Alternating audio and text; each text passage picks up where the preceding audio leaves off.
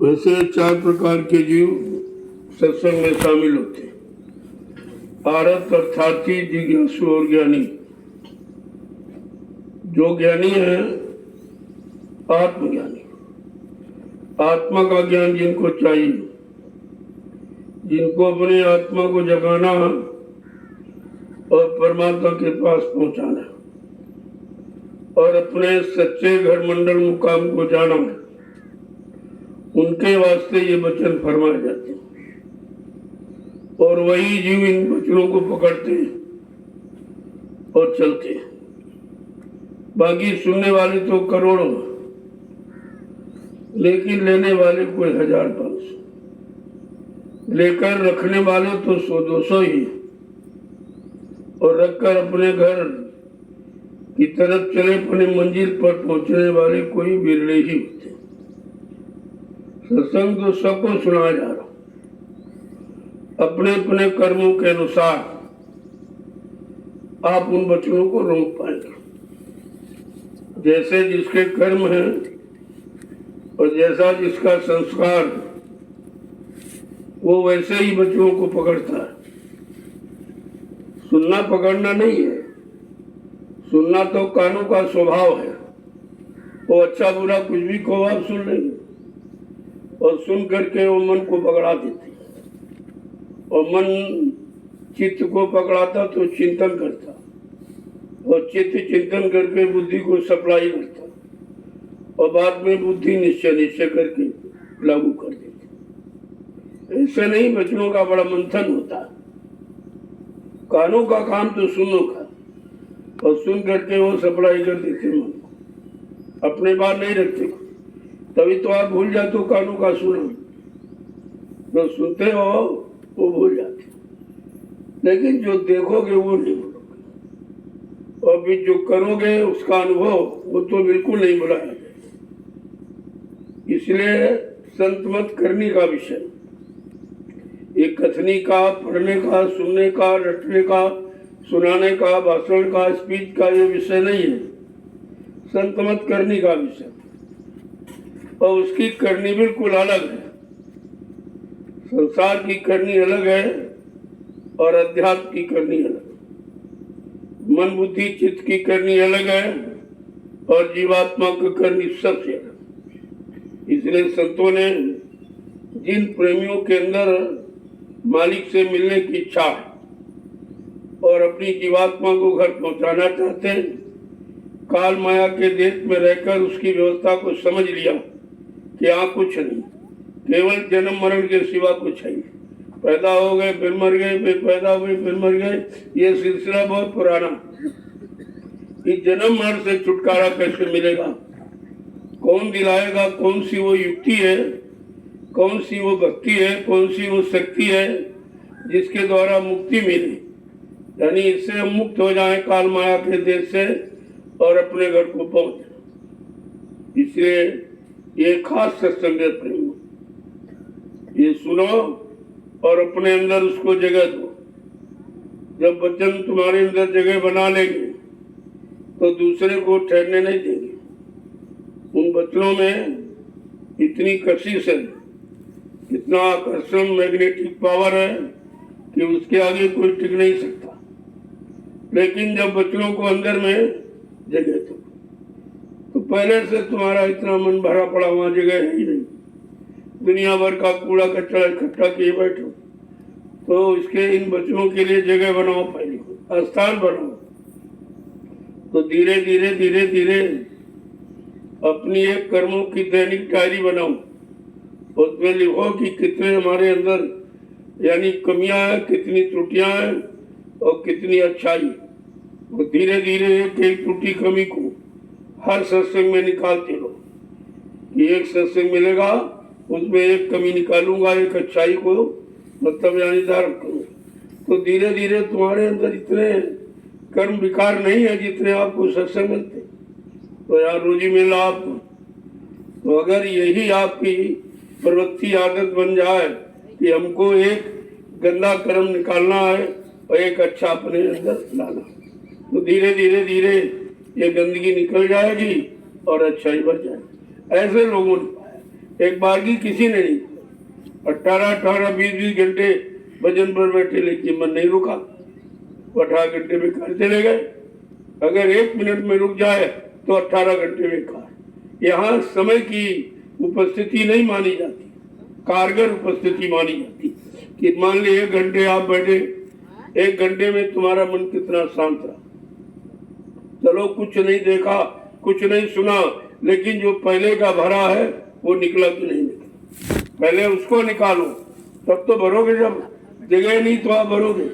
ये सुनने से नहीं भरेगा, जब जगह होगी तो अपने आप धीरे से वो स्थान ग्रहण कर ले। एक बार अगर बस गया फिर निकलेगा। ये वचन ऐसे हैं, अगर एक बार आपके अंदर समा गए तो दूसरे को ये जगह ही नहीं देती, फिर इसके सामने कोई टिक ही नहीं सकता।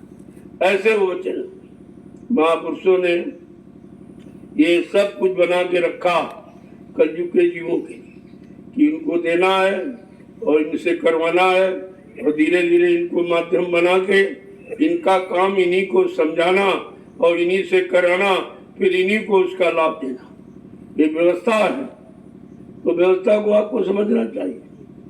अब व्यवस्था यहाँ की तो बिगड़ गई। जब तक ये नहीं ठीक होगी तब तक तुम्हारा मन नहीं ठीक होगा, क्योंकि मन व्यवस्था में रहा और बनी व्यवस्था चाहता है। वो बिगड़ी व्यवस्था में तो 1 मिनट नहीं रहना चाहिए।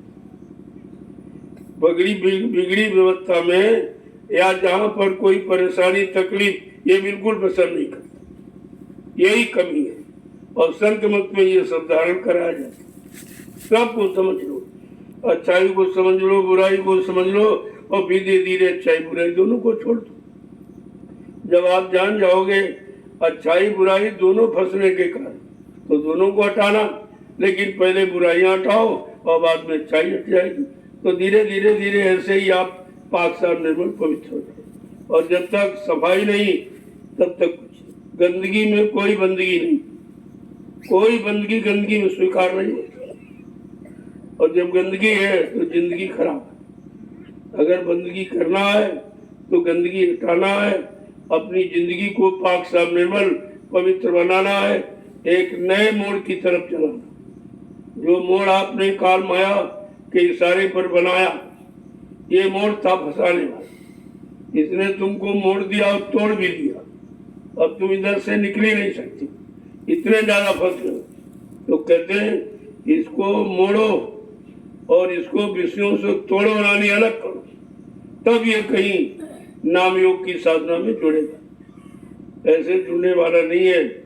आप कुछ कर ही नहीं सकते बिना दया के। करने की बात सोचो तो ऋषि मुनियों ने क्या नहीं किया, इतना परिश्रम किया, लेकिन वो परिश्रम सब बेकार था, क्योंकि उन्होंने शरीर को माध्यम बना के शरीर को गलाया, खराब किया, कमजोर किया। और जब साधन कमजोर हो जाएगा तो करेगा। ये तो साधन है, साधना का साधन ये शरीर है। इसीलिए महापुरुषों ने कहा, अरे भाई इसको साधो। साधो माने रोको या साधो माने पकड़ो, दो अर्थ है इसके। अब क्या रोकना क्या पकड़ना है? कहा मन को रोकना है विषयों भोगों से, और शब्द को पकड़ना। जो ऊपर से शब्द आवाज तुम्हें घर पहुंचाने की आ रही उसको पकड़ो। ये आवाजें जो बाहर से आ रही ये सब बाहर में फंसाने वाली। जो सुनोगे उसी में फंस जाओगे, जो इन आंखों से देखोगे उसमें फंस जाओगे। क्योंकि ये आंख कान काल माया ने दो क्यों बनाए? अगर एक बनाता तो फिर कुछ नहीं होता। दो का मतलब दुविधा, दो का मतलब द्वंद्व यानी झगड़ा। जहाँ दो है वही झगड़ा, अकेला क्या लड़ेगा? अकेला किसी ने। इसीलिए भौतिक जगत में दुविधा, दो विधाएं, दो तरीके, एक अच्छा है एक बुरा है, एक पाप है एक पुण्य है, एक शुभ है एक अशुभ है, ये दो बनाए। इसलिए कि दो बनाऊंगा तो दोनों में फंसेगा। ये चाहेगा भाई दोनों करके देंगे, इसमें क्या है इसमें क्या है, यही करने में अनुभव करने में आप फंस गए। कभी अच्छा किया, कभी बुरा किया, कभी पाप किया, कभी पुण्य किया, कभी शुभ किया, कभी अशुभ किया। इसी पाप पुण्य कर्मों के जाल में हम आप करके फंसे। किसी ने फंसा नहीं, जबरदस्ती बनाया तो उसने व्यवस्था कर्मों के जाल जाल फंसाने के लिए होता ही। उसने एक कर्मों का जाल बनाया और उसमें भोगों का दाना डाल दिया। अब भोगों के लालच में ये बेचारा फंस गया। वो ये नहीं समझता था ये जाल है काल ने, वो समझता था काल ने मेरे लिए व्यवस्था की। बस यही ना समझी तो फंसने का कारण बना। और तब यही समझते रहे और इसीलिए सब उसके करने में लग गए कि भाई मेरे लिए बनाया, जरा करके देखें। और जहाँ तुमने करना शुरू किया और उसी करने के कर्म में आप फंस गए। अब इतना फंस गए कि निकलना मुश्किल। बीच में किसी ने आपको बताया नहीं कि आप फंस रहे हो, उधर मत जाना, उधर मत जाओ, वो फंसने के जाल है। उसने जाल बनाया जीवों को बचाने के लिए, ये किसी ने आपको बताया? क्योंकि सब फंसे पड़े थे और सबके अंदर फंसने की इच्छा है कि भाई ये मिल जाए, ये मिल जाए। वो मिलने वाला जो भाव वही फंसने का, कि राज मिल जाए, पाठ मिल जाए, धन मिल जाए, दौलत मिल जाए, औरत मिल जाए, पति मिल जाए, बच्चे मिल जाए, मान और सम्मान, ये सब काल का सामान है और उसने जीवों को फंसाने के लिए बनाया। संत महापुरुष इस कर्मों के जाल से आपको अलग करना चाहते, उनका उद्देश्य आप इससे अलग होता। अब अलग आप कैसे होगे?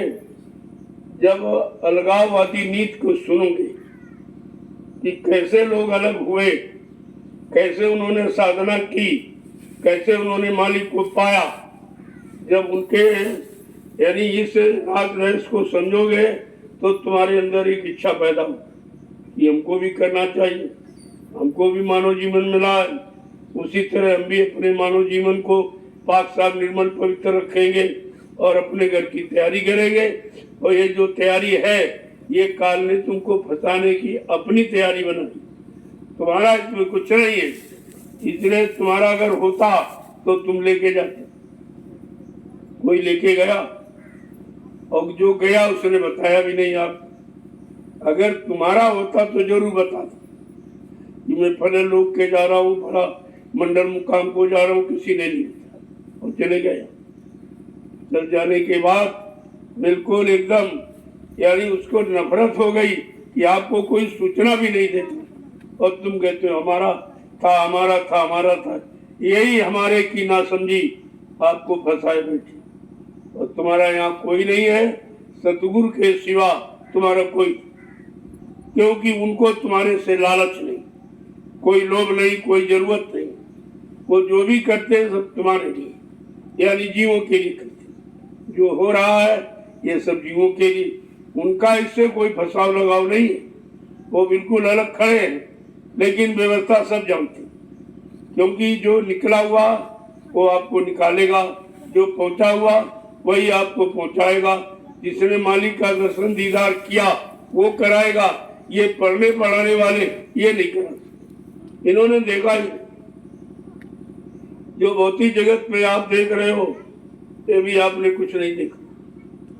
जो पूजा पाठ आपको सिखाई गई उसमें आपने किसी को देखा नहीं। जिसकी पूजा करते हो उसको तो आपने नहीं देखा, वो भी आपको नहीं मिला। इसका मतलब ये पूजा का विधान उससे मिलने का नहीं। यही महापुरुषों ने कहा, अरे भाई तुम शरीर और इंद्रियों से कोई पूजा पाठ करोगे उससे जीवात्मा का कोई भी काम हल नहीं हो। वो बिल्कुल अलग था। शरीर में रहते हुए शरीर के नाते पर बैठे, ये अलग है। ये कर्मों से अलग नाता। यहाँ से नीचे कर्म शुरू होते। दो आंखों से देखकर देखने वाले कर्म करते हो, दो कानों से सुनने वाले कर्म करते हो और खाने पीने वाले कर्म करते हो, पैरों से चलकर जाने वाले कर्म करते हो और आंखों से देने लेने वाले कर्म करते हो, मन से संकल्प विकल्प करने वाले कर्म करते हो और बुद्धि से निश्चय करने वाले कर्म करते हो। ये आपकी कर्म प्रणाली है। तो ये तो जो भी कर्म किए या कर रहे हो ये तुम्हारे हित में नहीं। ये बात समझना बड़ा मुश्किल है, क्योंकि बहुत दिनों से आप अपना समझ के कर रहे और ये अपनापन तुम्हारे में समा गया और तुम उनमें समा गए हो। जब दोनों एक दूसरे में लय और विलय हो गए तब तुम कैसे अपने आप को अलग करो। जैसे उदाहरण के लिए अगर चीनी को पानी में घोल दो तो चीनी फिर आप नहीं निकाल सकते। हाँ, निकालने का तरीका है कि पानी को सुखा दो, तो अग्नि का सहारा लेते, अग्नि से पानी को जला दिया और चीनी फिर अपने रूप में आ जाती। ऐसे हमें आपको इस मन को निकालना है इधर से और उधर पहुंचाना है। इस काम के लिए कितना बड़ा प्रयास किया जाए। ये जमीन खरीदी, वो जमीन ले ली, वो जमीन ले ली, ये सब क्या है? जमीन हमारा आधार है। बगैर जमीन के तो आप रह नहीं सकते। जमीन पर पैदा हुए हो, जमीन पर जियोगे और जमीन पर मर के चले जाओगे, लेकिन जमीन छूटेगी नहीं। इसका मतलब हम सब जीवों का पक्का आधार है भूमि। ये भूमि पक्का आधार। अब ये है कि भूमि किस लिए ली जा रही, किस काम के लिए ले जा रही? कोई खेती के लिए, कोई अपने निजी स्वार्थ लोभ लालच के लिए कहते नहीं, जीवों को इकट्ठा करने। अगर सारा गुरु परिवार आ जाए तो तुम्हारे पास जमीन अभी नहीं इतनी। 45 करोड़ का गुरु परिवार, ये तो आपको मालूम ही है। और अभी तो ये एक बूंद भी नहीं आया। जब एक बूंद नहीं आया तब तो आपके पास जगह नहीं। अगर सब आ जाएंगे तब आप क्या? वो कहेंगे आप पहले आ गए थे, आप जान गए थे, हम तो जान नहीं पाए, और तुम जान गए थे, तुमने हम सब के लिए क्या व्यवस्था की? पहले आने का मतलब जो पीछे से जीव आएंगे उनके लिए व्यवस्था बनाना, ये तुम्हारा काम है। और यही व्यवस्था तुमको भजन से ज्यादा लाभ दे, क्योंकि तुम्हारी बनाई व्यवस्था में लोग बैठ करके भजन भी करेंगे, सत्संग भी सुनेंगे और सेवा भी करेंगे। ये सब लाभ तुम्हारे खाते में होगा, क्योंकि बगैर व्यवस्था के कुछ हो नहीं। गोस्वामी जी महाराज ने इस व्यवस्था को स्पष्ट रूप से समझाने के लिए कहा, ये साधन धाम मोक्ष कर द्वारा और पाय निजय परलोक संहारा। ये साधनों का धाम है और इसमें एक मोक्ष का दरवाजा। बस इस दरवाजे का महत्व। दरवाजे तो हर शरीर में, लेकिन वो चेतन नहीं, वो जागरूक नहीं है, वो सुसुप्तावस्था है और उसमें वो जाग भी नहीं सकता, क्योंकि उस जगाने के लिए 5 तत्वों की आवश्यकता। बगैर 5 तत्व वाला शरीर उसको पा नहीं सकता, जीवात्मा को जगा नहीं सकता और मालिक से मिला नहीं सकता। इसलिए पंचभौतिक शरीर उसने बनाया उस मालिक को पाने के। शरीर तो आपके पास 4,84 लाख, जिसमें 83,99,999 योनियां जो बनाई वो केवल भोग की, उसमें योग नहीं है, उसमें कोई परमार्थ नहीं है। इसलिए ये मानो शरीर आपको मिला है तो परमार्थ में लगा। एक एक श्वास तुम्हारी परमार्थ के बिना जानी नहीं चाहिए, तब तो आपने जीवन को जीने का ढंग समझ लिया। अभी आप जीने का ढंग ही नहीं जानते, और जब खत्म हो जाएगा तब आप जीने का ढंग सोचोगे, तब क्या होता? जब जीवन निकल गया तब जीने का ढंग आया, तो जीने से मतलब क्या? वो तो समय खत्म हो गया, और समय अनिश्चित है। न एक घड़ी घटा सकते हो न बढ़ा सकते। हाँ, अगर संत महापुरुषों की दया हो जाए, तुम्हारे पर मेहरबान हो जाए, वो समय में तब्दीली कर सकते हैं, वो बढ़ा सकते हैं, घटा नहीं सकते। उनके अंदर ये शक्ति सामर्थ्य है। बाकी भूमंडल पर किसी के अंदर कोई शक्ति सामर्थ्य नहीं। ऊपर के लोगों में जितने बैठे उनमें भी ये शक्ति सामर्थ्य नहीं कि तुम्हारे जीवन को घटा बढ़ा दे। ये केवल महापुरुषों के और इसी काम के लिए आते। देखते हैं अब ये करने में लग गया है, अब इसकी इच्छा हो रही, चलो कुछ समय इसको बढ़ा दो, उसको समय दे देते। ये घटाना बढ़ाना उनके हाथ। तभी कहा संत लेख पर मेख मारे। जो ब्रह्मा ने कलम चलाई हमारे आपके कर्मों के अनुसार, जो अच्छा बुरा लाभ पाने के लिए, कहा संत महापुरुष परमार्थी सेवा में लगाकर और तुम्हारे सारे कर्मों की अदायगी करा देंगे और काल को भरना नहीं पड़े। कितना बड़ा काम आपका होना, लेकिन आप समझते नहीं हो। बगैर आधार के आप कुछ नहीं कर सकते हो। आधार है जमीन, इसी पर पैदा हुए हो, इसी पर जीवन यापन करके और मर के चले जाओगे। और जी यानी भूमि का अर्थ आपकी समझ में नहीं आएगा कि मतलब क्या है। तो इसलिए मरने के पहले भूमि तो छूट जाएगी, भूमि आप लेके नहीं जा सकते हो, शरीर भी लेके आप नहीं जा सकते हो। जिस शरीर में आप फंस गए हो ममता मोह में, वो भी आपके साथ नहीं, वो आपका है ही नहीं। वो तो जीवात्मा के रहने का मकान है। जब तक जीवात्मा इस मकान में रहेगी ये मकान चलता फिरता रहेगा, और जिस दिन उसका समय पूरा हुआ और उसने मकान को छोड़ा कि तुरंत ही मकान बेकार हो जाए, फिर आप कुछ नहीं कर सकते। इसलिए जीवात्मा के रहते काम करो, काम बना लो, सत्संग सुनो, सेवा करो और भजन करो। ये 3 रास्ते आपके लिए। लेकिन ये अब ये सत्संग समझ में कैसे आएगा, उसके लिए माहौल बनाना पड़ेगा। फिर सेवा में आपका मन कैसे लगे, उसके लिए रास्ता निकालना पड़ेगा। फिर जब सेवा करके समझ लिया और उसमें अब इच्छा पैदा हुई, नहीं नहीं ये सब बेकार है, अब अपने घर की तरफ चलना, अब वो तैयारी करें जिससे हम घर पहुंचे, और ये तैयारी यहाँ रहने वाली खत्म करें, तब वो भजन करें। इतना आसान नहीं जितना आप समझते। वैसे तो बहुत सरल, इसमें सरल कोई उपाय नहीं, लेकिन समझ में आ जाए तब। जब तक समझ में नहीं आएगा बहुत कठिन। सुनने से आपका कोई रास्ता साफ नहीं।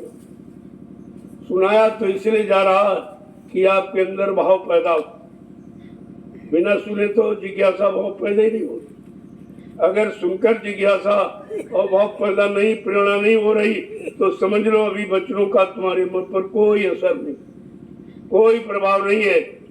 चिकने घड़े की तरह पानी डालो, एक बूंद भी नहीं है।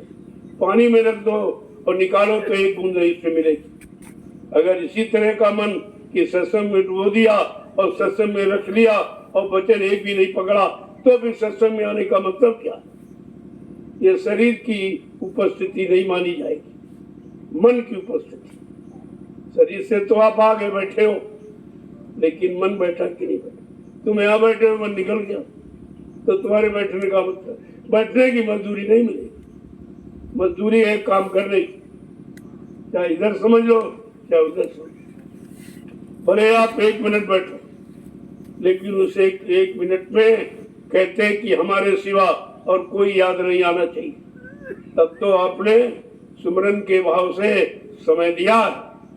सुमरन का मतलब है रूप को देखना, याद करना, नाम लेना, रूप को याद करना का ये सुमरन हो। अब नाम को लिया और रूप को याद किए नहीं। नाम तुमने जवान से लिया नहीं, मन से कहो, मन तू भजे गुरु का नाम, है मन तू अब इस नाम को भज। जब तू नाम में लग जाएगा तो ये सारे काम बंद कर देगा। लेकिन पहले उसको नाम तो पकड़ाओ, तो नाम आप पकड़ाते नहीं। जवान को पकड़ाया, जवान से उच्चारण किया और मन खाली बैठा। जब उसको कोई काम नहीं तो भग जाएगा, वो निकल जाएगा। इसलिए शैतान मन को काम दो। कौन सा काम? परमार्थी को।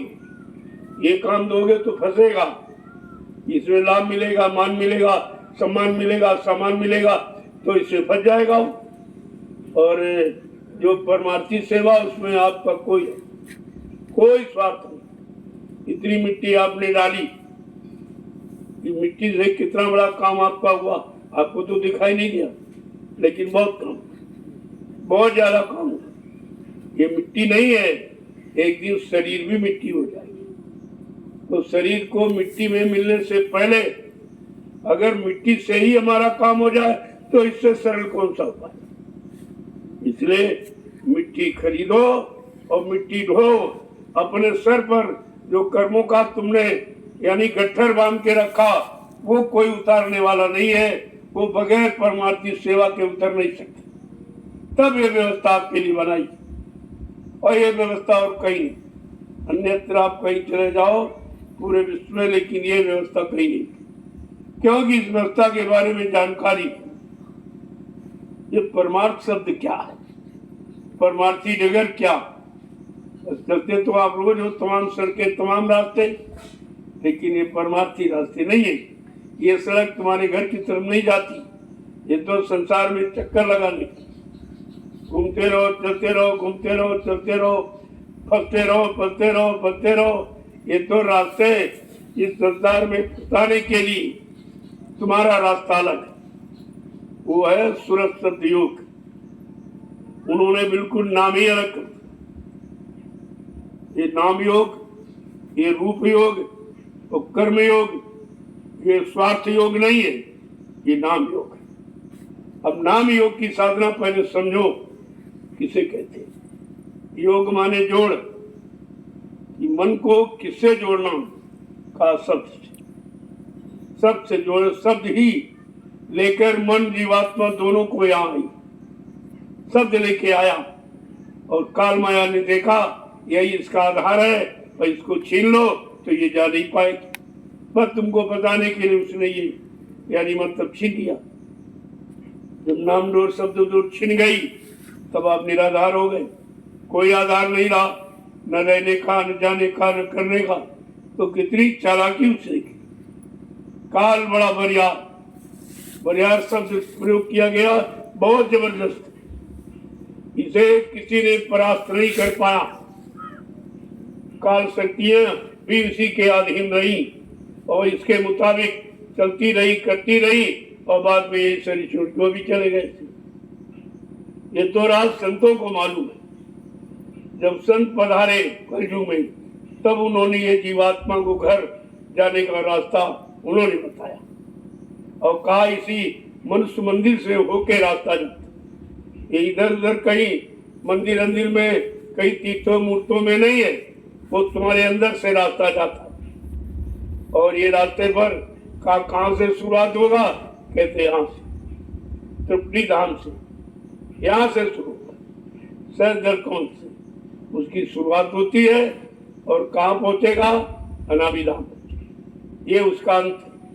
ये शुरुआत है, वो अंत है और बीच में खड़बड़ है, बीच में जब फंसाने वाला मसाला है।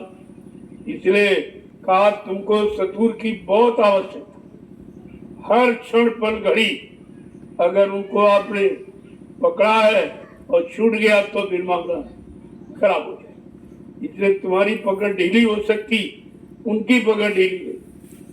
उनको अपने हाथ को पकड़ाओ, तुम मत पकड़ो।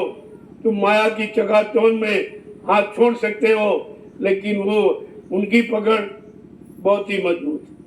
सिंह दहन सतगुरु गहन, केला फरे एक बार, तिरिया तेल हमीर हट चढ़े न दूजी बार। ये दोबारा के लिए नहीं रहती। एक ही बार पकड़ लिया तो पकड़, फिर छोड़ने का प्रश्न वहां नहीं है। अब तुम जो जिसके उन्होंने जिसने पकड़ा, जिस काम को कराने के लिए और चलाने के लिए, वो काम आप नहीं करते। उसी बात तुम्हारी तरफ से दे रहे, उनके तरफ से कोई दे। सब बना के मसाला तैयार कर, कहा जिस दिन तुमको इसके काबिल देखूंगा सौंप दूंगा। कहा तुम्हारे लिए और तुमको दे के जाएंगे। अगर तुम उस लायक नहीं है तो लायक बनाने के लिए कहा उन्होंने 1000 वर्ष समय का समय निर्धारित किया कि 1000 वर्ष के लिए सत्यु उड़ाऊंगा और उसमें सब एक सतयुग योगी सब विज्ञानी कर हर ध्यान तरह सब ध्यान करेंगे, सब भजन करेंगे, सब स्मरण करेंगे, लेकिन अभी झूठ की व्यवस्था में आप नहीं करते। इसीलिए सतयुग लाने की बात कही। सतयुग लाऊंगा इसका मतलब यहाँ है नहीं और किसी के पास नहीं है और कोई दे भी नहीं सकता और दूसरा कोई ला भी नहीं सकता। ये दोनों चीजें आपको समझनी चाहिए कि कितना बड़ा काम आपके हित का होना। तो आप अपने हित की बात नहीं समझते। लिखा है गया हित अनित पशु पक्षी जाना, मानव तन गुण ज्ञान निधाना, कि पशु पक्षी भी अपना हित जानते, जबकि वो पूर्ण तत्व के नहीं। कोई एक तत्व का, कोई 2 तत्व का, कोई 3, कोई 4 का। और मानव शरीर तो 5 तत्वों से परिपूर्ण और फिर भी नहीं समझ पाए और नहीं कर पाए, तो इससे अच्छा समय कोई मिलेगा नहीं और इससे बड़ा जीव का कोई दुर्भाग्य नहीं। ये दोनों चीजें आपको समझनी। इसलिए उतना बताया जा रहा जितना आप समझ, उतना कराया जा रहा जितना आप कर। खेल तो 1 मिनट का भी नहीं। जैसे लगातार लगातार फिर लगातार, देखिए क्या अर्थ निकला। वही शब्द है लेकिन हर यानी मोड़ पर उसका अर्थ है लगातार। अगर तार लग गया और लगातार सही लगा है तो लगातार, फिर वो लगातार ही करंट आती जाती रहेगी। आपको होश दिलाने वाली, जगाने वाली वो ज्ञान आपको के पास हमेशा आता जाता है। तो बड़ी विचित्र व्यवस्था है, समझ लो तो बहुत सरल। संत मत जैसा कोई सरल रास्ता ही, लेकिन आपके समझने पर है और नहीं समझे तो बहुत कठिन, बहुत कठिन। जब ऋषि मुनि नहीं कर पाए, योगी योगेश्वर नहीं कर पाए, और तारी शक्तियां नहीं कर पाई, ज्ञानी विज्ञानी नहीं कर पाए, तो फिर तुम तो इनमें कुछ भी नहीं हो, तुम्हारे अंदर कोई भी ये गुण नहीं है, फिर तुम कैसे कर पाओगे? कहा तुमको कराने वाला मिला। इसलिए कलयुग समन्यान युग, जो नर कर विश्वास, कलयुग के समान दूसरा सरल युग आत्मा के जगाने का ही है। लेकिन कर विश्वास, अगर कराने पाने पर आपको विश्वास, पूर्ण विश्वास हो। जब विश्वास हो जाता है तभी आत्मसमर्पण किया, बिना विश्वास के आत्मसमर्पण भी नहीं होता। और आत्मसमर्पण कर दिया फिर तुमको कुछ नहीं करना। फिर जिसको आपने किया उसकी जिम्मेदारी है, वो ले जाएगी, कहीं नहीं ले जाएगा, कब ले जाएगा, कहीं दूसरी बार, तीसरी बार, चौथी बार, पांचवी बार, किस खेत में आपको पहुंचाएगा, फिर तो उसकी मौत पर निर्भर, लेकिन वो ले जाए। तो आप सोचते भी नहीं, अपनी बुद्धि लगाते रहते, तुम्हारा मन तुम्हें आत्मसमर्पित करने नहीं देता, वो खुद ही आत्मसमर्पण करवाता है कि हमको आत्मसमर्पण कर दो, ये काल अपना सामान सब हमको दे दे, रात दे, पाठ दे, धन दे, दौलत दे, औरत दे, पति दे, बच्चे दे, ये सब मतलब यानी इसी की तो कामना करता है। और ये आपके लिए बहुत खतरनाक, इसी से आपको हटना है और कहीं से। कोई घर गृहस्थी परिवार छोड़ के भगना नहीं, हटना। हटने और भगने में अंतर है, जहाँ भगना नहीं है, हटना।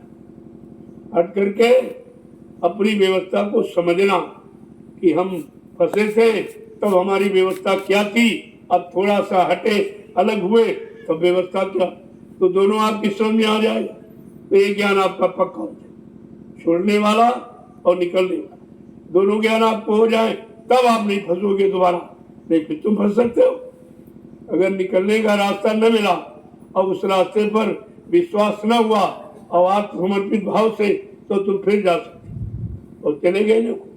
देखो 45 करोड़ों को जगाया गया और सब भग गए, सब भग गए, कोई नहीं। ये मजबूती नहीं थी, ये स्थिर प्रगता नहीं थी, ये दृढ़ता नहीं थी, इसीलिए सब इधर उधर।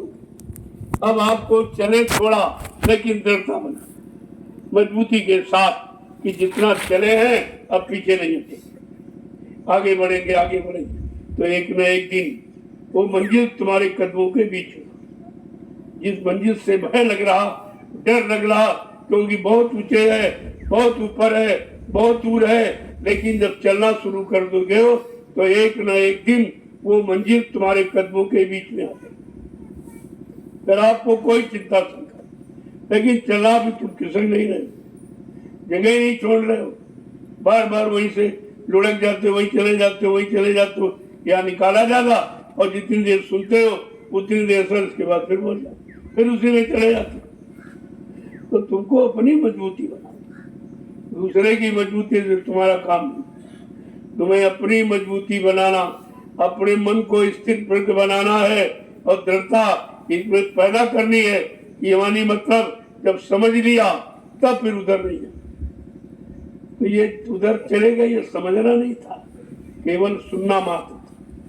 जिसे समझ लोगे तो फिर तो पक्का विश्वास हो जाए। इसीलिए सत्संग का नाम दूसरा समझौती, ये समझाने के लिए कहा जा रहा है। ये भाषण प्रवचन, ये गाना बजाना, मनोरंजन से करोड़ों को दूर है ये सत्संग, और ये कभी रहा नहीं। 3 युग निकल गए, सत्संग नहीं मिला, क्योंकि सत्संग वो संतों का विषय है, वो संतों के वचन है, संतों का कर्तव्य है। जब संत थे ही नहीं तो ये बताता कौन, और जब आए बताने तो तुम्हारी समझ में नहीं आया। वही अपनी दुनियावी बुद्धि में उनको तोड़ने लगते। तुम महात्माओं को समझने की कोशिश कर, अरे अपने मन को तो समझा नहीं पाए, अपने को समझ पाए, तुम उनको समझाना चाहते हो जिनको कोई नहीं समझ पाया। ना ईश्वर, ना ब्रह्म, ना पार ब्रह्म, ना महाकाल, ये कोई उनको नहीं समझ पाए, तो तुम कैसे समझ लो? इसलिए अपने को समझने में समय लगाओ, उनको मत समझो।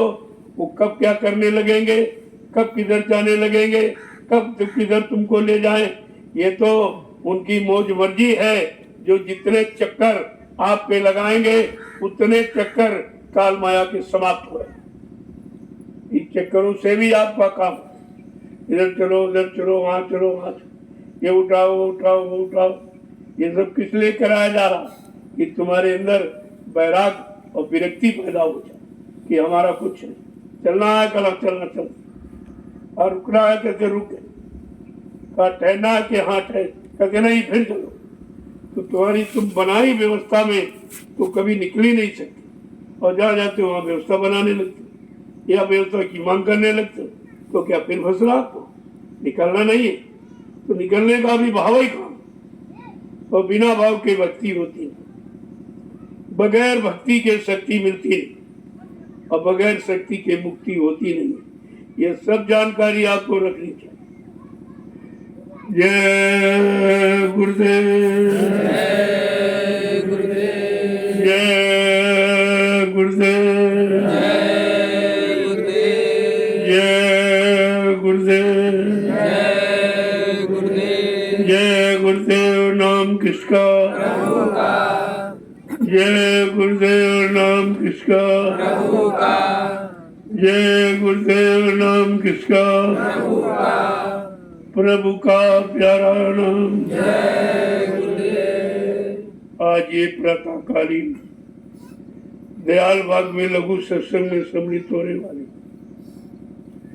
समस्त प्रेमीजनों, बहुत बड़ा सौभाग्य जगजीव का जगता। कोई अच्छा कर्म आपका किया हुआ सामने आ गया, वो कर्म आपको घसीट के यहाँ ले आया, क्योंकि उस कर्मों का परिणाम यही है कि पुण्य पुंज बिन मिले न संता, और संत बिना सूझे नहीं पंथा। बगैर पुण्य कर्मों के संत महात्मा मिलते ही नहीं। ये पुण्य कर्म आपको क्यों सिखाए गए? लेकिन सिखाए गए और आपने उनका अर्थ नहीं समझा, इनका मतलब क्या, इनसे मिलेगा क्या, ये क्यों कराए जाते, क्यों सिखाए जाते? कहते हैं इनसे तुम्हें महात्माओं की पहचान हो जाए। बिना पुण्य कर्मों के महात्मा मिलते ही नहीं, और बिना उनके मिले जीवात्मा का कल्याण हो ही नहीं सकता। ये दोनों चीजें निश्चय। तो कहा कि वो मिल तो गए, लेकिन तुम नहीं उनसे मिली। वो तो तुमसे मिलने के लिए आए, तुमने बुलाया नहीं था, ना तुमने कोई डिमांड मांग की थी, वो अपनी इच्छा से आए। वो किसी के बुलाने में, किसी के पठाने में नहीं, अपनी इच्छा से। और किसके लिए आए? जीवात्मा का काम करने का, जिनका काम किसी ने नहीं किया। यहाँ सब मन इंद्रियों की दास्ता और गुलामी करते रहे, लेकिन जीवात्मा का, क्योंकि मालूम ही नहीं था। जीवात्मा के विषय में तो जानकारी नहीं थी। ये जीवात्मा क्या है, कहाँ से आई और क्यों आई, इसका मतलब क्या है, किसने फंसा लिया और किसमें फंसा लिया, और उनसे कौन निकालेगा, कौन छुटकारा दिलाएगा, ये सब जानकारी का नाम है सत्संग। जब सत्य का संग कर लोगे तो ये काल माया ने जो झूठ का ये मसाला बनाया आपको फंसाने के लिए, आप उससे निकलिए। लेकिन सत्संग नहीं सुनोगे, नहीं समझोगे, नहीं करोगे, तो अभी नहीं निकल। इतनी मजबूत उसकी व्यवस्था है। जब ऋषि मुनि हजारों वर्ष जंगलों, इसी जंगल, ये सब नैमिषारण्य जंगल, इसी जंगल में, क्योंकि जब 88,000 ऋषि थे तो उनके लिए इतनी बड़ी संख्या कोई एक जगह थोड़ी नहीं, उस हिसाब से जगह चाहिए। ये पूरा नैमिष ये ऋषि मुनियों की तपोभूमि है, यहाँ उन्होंने तपस्या की, और उसी भूमि पर आपको लाया गया। भूमि तो बहुत थी, मथुरा में आपको ले जाया गया, लेकिन कभी ये नहीं कहा कि मथुरा तपोभूमि, ये कभी नहीं कहा वहां कि ये भूमि 88,000 ऋषियों की, यहीं से सत्यु के अंकुर निकलेंगे, ये कभी नहीं कहा। ये वहां का काम नहीं, ये तो जहां का काम है वहां आपको ले जाया जाएगा, वही आपसे कराया जाएगा। वहां तो ये कुछ हो नहीं सकता, क्योंकि धीरे धीरे मधुबन बस्ती में परिवर्तित, वो सब बस्ती। पहले तो मधुबन था, वो काल शक्ति का लीला केंद्र था, वही उन्होंने लीला की, यानी लोगों को फंसाने के लिए, लोगों को बहकाने के लिए, लोगों को भरवाने के लिए। ये सब तुम्हारे साथ इसीलिए लगे कि किसी तरह से ये जाने न पाए। वैसे ये सब तुम्हारे दुश्मन ही, जो तुमको सही सच्चे रास्ते पर न चलने दे, न चलने का रास्ते की जानकारी करने दे और फंसा के रखे, इतने बड़ा दुश्मन को। और तुम उसी की पूजा करते, उसने अपनी पूजा भी कराई तुमसे, तुमको परेशान भी किया और तुमको फंसाया भी, और घर से, घर के मालिक से जुदा किया और अपनी पूजा भी करा। और लोग बड़े हंसी खुशी से उसकी पूजा, काल की, ये काल की पूजा। चाहे पूजा करो, कुछ भी करो, काल तुम्हारा हो नहीं सकता, काल तुम्हारे पर दया कर नहीं सकता, काल तुमको निकाल नहीं सकता, और काल खुद ही वहां नहीं जा सकता।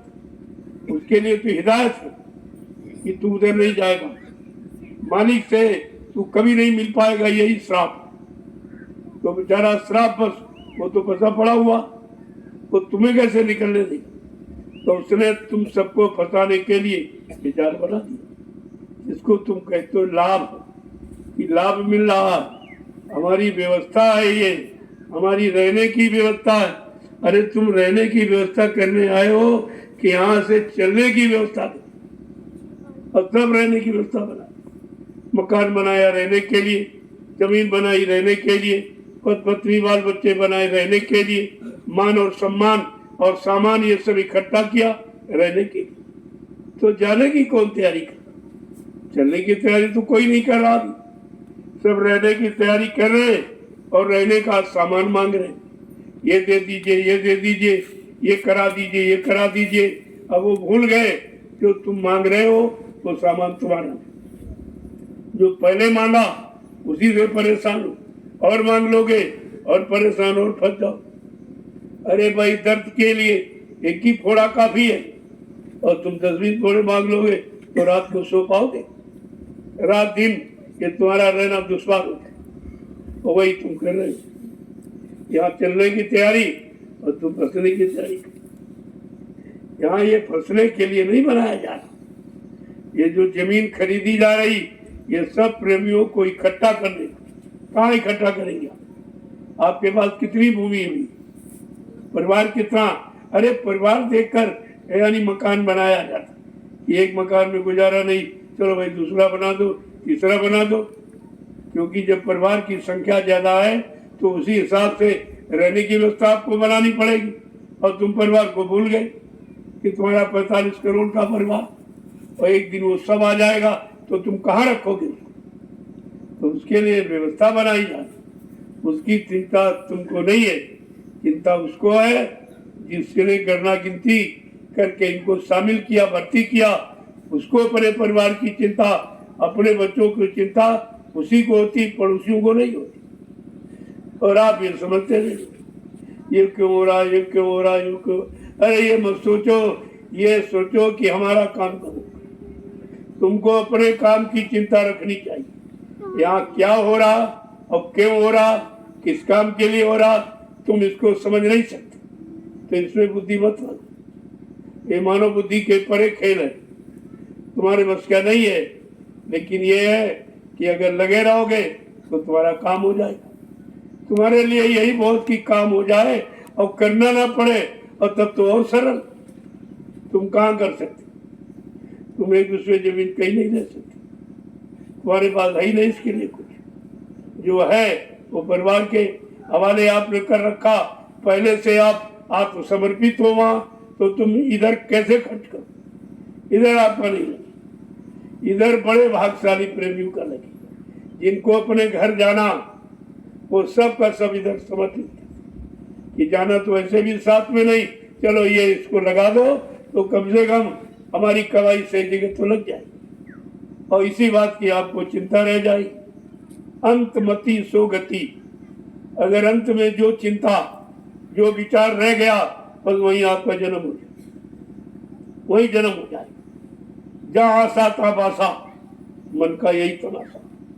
जहां आशा आपकी लग जाएगी और अंत समय में रह जाएगी बस वही आपका जन्म। इसलिए कहते कोट कोट मुनि यतन कराई, अंत नाम मुखावत। उन्होंने बड़ा प्रयास किया कि अंत में अगर नाम याद हो जाए तो उसका काम हो जाए, लेकिन याद कैसे जब कभी याद ही नहीं किया। याद तो माया के सामान को, माया के गंदे रिश्ते को आपने याद किया, उसी में रहे हो तो अंत समय में वो नाम आपके जुबान पर नहीं। इसलिए आपको ये नया नाम आपको दिया जा रहा। ये नाम अगर तुम्हारी जुबान पर अंकित हो जाए और तुम श्वासों की माला पर इस नाम को अंकित कर लो तो 24 घंटे सुमरन। स्मरण किया नहीं जाता होता, ध्यान किया नहीं जाता होता, भजन किया नहीं जाता होता, लेकिन होने वाला ये स्थिति परिस्थिति कब बनेगी उसी की तैयारी हो रही। अभी आपको चिंता है, अभी रहेंगे कहाँ, खाएंगे कहाँ, रिश्ते नाते कैसे बनाएंगे, पैसा नहीं, बेटी और बेटा का ब्याह शादी कैसे करेंगे, इनको कैसे पढ़ाई लिखाएंगे, कैसे नौकरी धंधा इनको दिला पाएंगे। अभी तो ये चिंता आप में समाई हुई तो भजन कैसे करोगे। इसलिए इस व्यवस्था को ठीक करने के लिए दूरदर्शी व्यवस्था का गठन किया कि आपको इससे दूर कर दिया। ये चिंताएं तुम्हारे में नहीं रहेंगी, ये चिंता दूरदर्शी, अरे दूरदर्शी तुम्हारी सारी चिंताओं का समाधान करेगी। तुम्हारे बस की बात नहीं है, तुमने तो बहुत जोर लगा लिया, लगाते लगाते रिटायर हो गए तो हुआ कुछ। लगाते लगाते शरीर की अवधि और शरीर का समय और ये श्वासें आपने खत्म कर डाली, लेकिन काम कुछ नहीं, कोई चिंता आपके दिमाग से भी निकली नहीं। इसलिए दूरदर्शी व्यवस्था का गठन किया।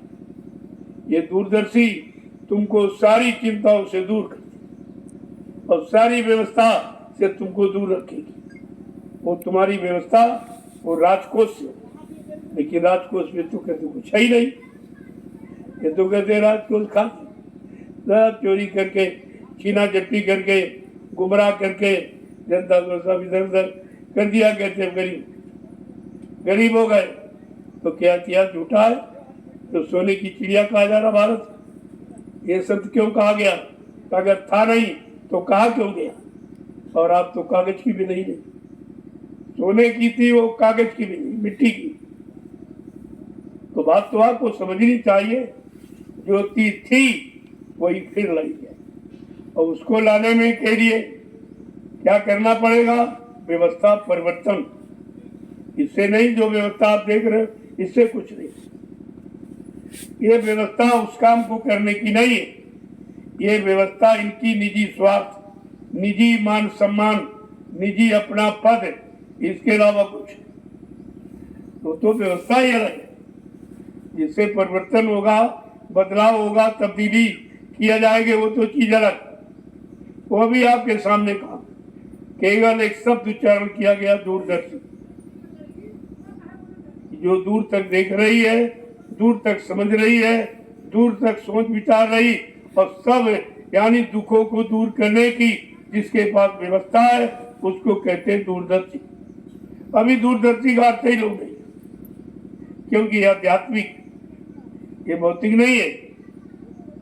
4 आने व्यवस्था है और 12 आने अध्यात्म। अभी लोग न 4 आने समझे न 12 आने, क्योंकि इससे दूरदर्शी से दूर खड़े, आप तक उसका प्रचार नहीं करा रहे। जबकि सही स्थिति में अगर देखा जाए तो दूरदर्शी भारत की राष्ट्रीय पार्टी, राष्ट्रीय संगठन केवल दूरदर्शी और किस कोई। इतना मेंबर लिखित में किसी का, और 5-6 प्रांतों से मान्यता प्राप्त। ऐसा नहीं है, व्यवस्था बना के रखी गई। 6 प्रांतों से मान्यता प्राप्त ये दूरदर्शी संगठन जो आपके लिए महात्माओं ने तैयार किया, इससे देश में सुख शांति आएगी, एकदम सतयुग जैसा माहौल वातावरण बन जाएगा। लेकिन अभी तो ये सब डर रहे, प्रचार नहीं, कोई नहीं बता रहा कि राष्ट्रीय पार्टी कौन है, राष्ट्रीय संगठन कौन है। देश को संगठित करने के लिए और सबके संगठन को मजबूत करने के लिए, चाहे परिवार का हो, चाहे समाज का हो, चाहे देश दुनिया का हो, सब संगठनों को मजबूत करेगी। ऐसा संगठन है जिसका नाम दूरदर्शी, और सुनकर भी लोग अर्थ नहीं निकाल पाए। इतना बड़ा कोई विद्वान नहीं जानता जो महात्माओं के शब्द का अर्थ निकाले, वो तो शब्द ही अलग है। इसलिए आपको ये सब समझना चाहिए। समझ लोगे जल्दी काम आसान हो जाएगा, नहीं समझोगे तो कुछ नहीं मिलेगा, आपका भी आना जाना बेकार हो जाएगा। इसलिए आओ तो कुछ करने के लिए आओ, कुछ सेवा करके जाओ, और जो तुम्हारे हाथ को लगने वाला नहीं है, अरे सेवा ही कर लो, इसमें कौन सा रुपया पैसा खर्च कर। और जहाँ रुपया पैसा खर्च करके जो चीज नहीं पाई जा सकती वो सेवा से आपको मिले, इतना बड़ा उसका लक्ष्य उद्देश्य है। लेकिन समझोगे तब तो कल भजन के बारे में बताया, तो हमारे मानव जीवन का मुख्य अर्थ आधार भजन है, और भजन के लिए ये शरीर आपको दिया। अगर बाल बच्चे पैदा कराने होते, भोगों में फंसाना होता और सांसारिक भौतिक लाभ दिलाना होता, तो उसके बाद 83,99,999 शरीर है, उन्हीं में आपको दे देता। खूब कमाओ, खूब कमाओ, खूब कमाओ, खूब फंसो, खूब रो, खूब चिल्लाओ, उसके लिए काफी था। लेकिन ये अवसर जो मिला रोना धोना खत्म करने, एक बार कर लिया तो हमेशा का रोना धोना समाप्त हो गया। न कभी आना है, न कभी फंसना है, न कभी रोना है, कुछ भी आपको नहीं करना। लेकिन समझ लोगे तब तो कहा, अगर प्रसन्न चित्त रहना चाहते हो कि हमेशा प्रसन्न चित्त रहे, हमेशा चिंता रहित रहे, तो आपको एक ही काम है, भजन, यानी भगो।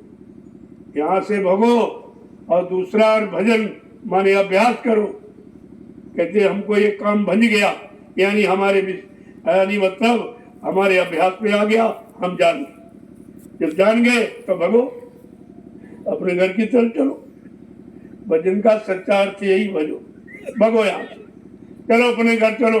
दूसरे के रात में यहाँ रहकर कितने युग निकल गए, आपको कुछ नहीं मिला, रोने के सिवा आपको कुछ मिला ही नहीं। इसलिए अगर रोना खत्म करना है तो भजन करो, कि सारे दुखों का निवारण समाधान है। एक भजन ही ऐसा रास्ता। गोस्वामी जी महाराज ने जब रामचरितमानस को लिखा तो उन्होंने उत्तर कांड लिखा, जिसमें तुम्हारे जीवन के सारे प्रश्नों का उत्तर है और तुम्हारे जीवन की सारी समस्याओं का समाधान है, उसको लिखा। और उसमें कहा कि मानव जीवन का लक्ष्य उद्देश्य क्या, आपत्ति मुसीबत दुखों से बचाने का उपाय क्या है, कि ऐसे बिन हरि भजन खगेसा और मिट्टी है न जीवन के कलेसा। कहा जिंदगी में आने वाले जितने भी कष्ट, एक की बात नहीं, जितने भी कष्ट दुख तकलीफ है वो सब भजन से चले। और आप वो करते नहीं, आप तो किसी और को भज रहे हो, वो काल को भज रहे हो, काल के सामान पाने को भज रहे हो, उसी में जुटे पड़े हो। ये नहीं देखा जो लोग उसमें फंसे कितने सुखी। अरे दूसरों को देख के समझ जाओ वो कितने सुखी। सब रो रहे, सब चिल्ला रहे, और उसी काम में आपको, यहाँ तक तुम्हारे माँ बाप भी उसी में फंसाएंगे। कहते हमारा कर्तव्य, यानी उनका यही कर्तव्य है कि बच्चे को आप मतलब यानी जो तुम रो रहे हो उसे रोने में फंसा दो, उसको कर्तव्य समझ। उनको बेचारों को खुद ही नहीं मालूम कि मानव जीवन का कर्तव्य क्या है, मानव सच्चा कर्म क्या, मानव सच्चा धर्म क्या, मानव सच्चा कर्तव्य क्या, मानव सच्ची नीति क्या है। तो जानकारी है ही नहीं। तो जरा दो बच्चों सुन लीजिए कि भजन का महत्व क्या है। भजन से बढ़कर कोई लाभ ही नहीं, भजन से बढ़कर कोई शांति नहीं। अगर जीवन में शांति चाहते हो, सुख चाहते हो, हमेशा प्रसन्नचित्त रहना चाहते हो तो भजन करो, कोई काम इसके अलावा नहीं। तो कल आपको बताया था, कुछ रह गया था, जरा उसको सुन लीजिए तो तुम्हारी समझ में सब आ जाए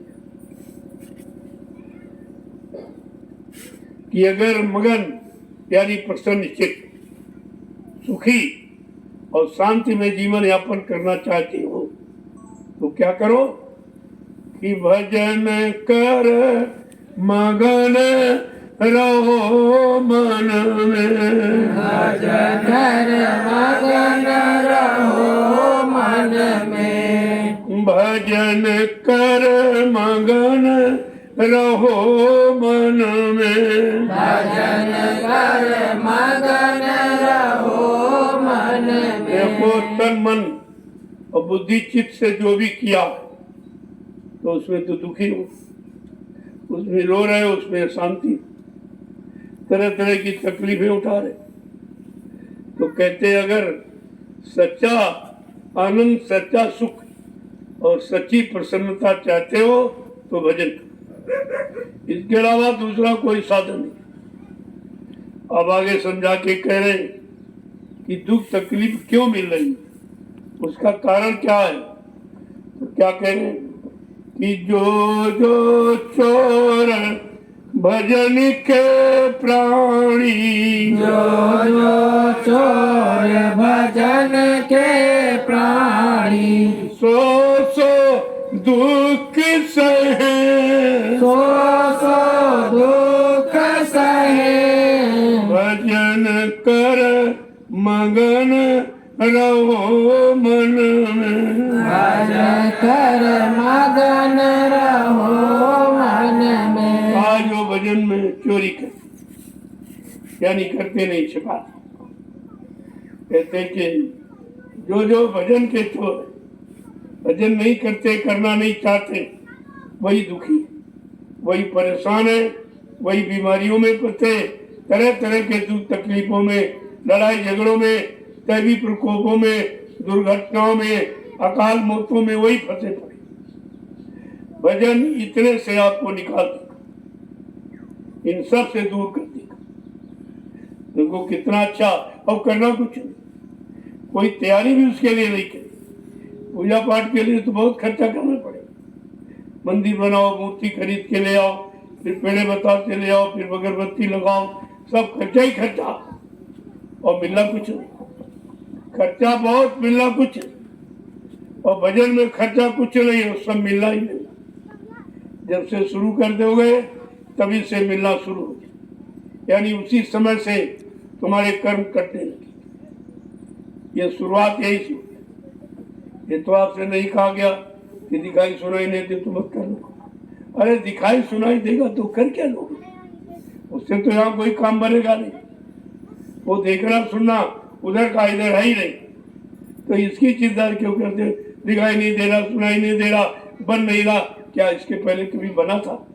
क्या इसके पहले कभी तुम देखते सुनते? ये तो काम तुमने कभी किए नहीं। एक नया काम, और कितने युग बीत गए और किसी ने बताया नहीं, और किसी ने किया नहीं, और करने का लाभ किसी को मिला नहीं। तो तुम्हें इतनी जल्दी कहाँ से मिल जाए? जो काम कभी नहीं किया उसकी तो आदत ही नहीं, और तभी आप टिक नहीं पा रहे। अरे पहले बैठने की आदत बनाओ, फिर मन को रोकने की आदत बनाओ, फिर उसको नाम पकड़ाने की आदत बनाओ, फिर नाम का स्मरण करने की आदत बनाओ। धीरे धीरे यही मन तुम्हारा सहयोग करना है। तुम एक बार की बोझा लादना चाहते हो तो बैठ जाएगा या भाग जाएगा। ये बोझा उसके बस का नहीं है, क्योंकि उसमें बड़ा वैराग है, बड़ा त्याग है। हर चीज से मन को हटाना पड़ेगा, मन को मारना पड़ेगा। खाने का, पीने का, रहने का, देखने का, सुनने का, ये सब खत्म करना। इधर से उधर जाने के लिए इधर की सारी व्यवस्था आपको समझ करके छोड़नी, तब कहीं कुछ होगा। ऐसे नहीं कुछ होना।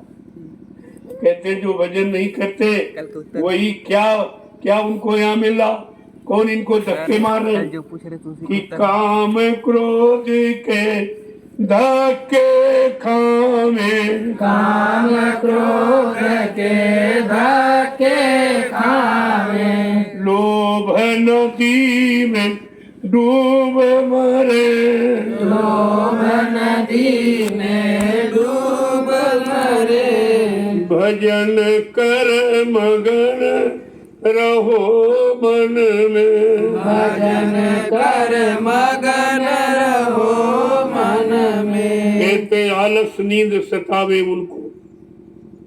उनको आलस तंद्रा निद्रा उंघाई जमुहाई, ये काल का सामान है। ये भेजता भजन के वक्त ताकि ये भजन कर न पाए, नाम की कमाई कर न पावे, ये सदगुरु के आदेश को मान न पावे, वचन इसको भुला दो ताकि कुछ कर न पावे।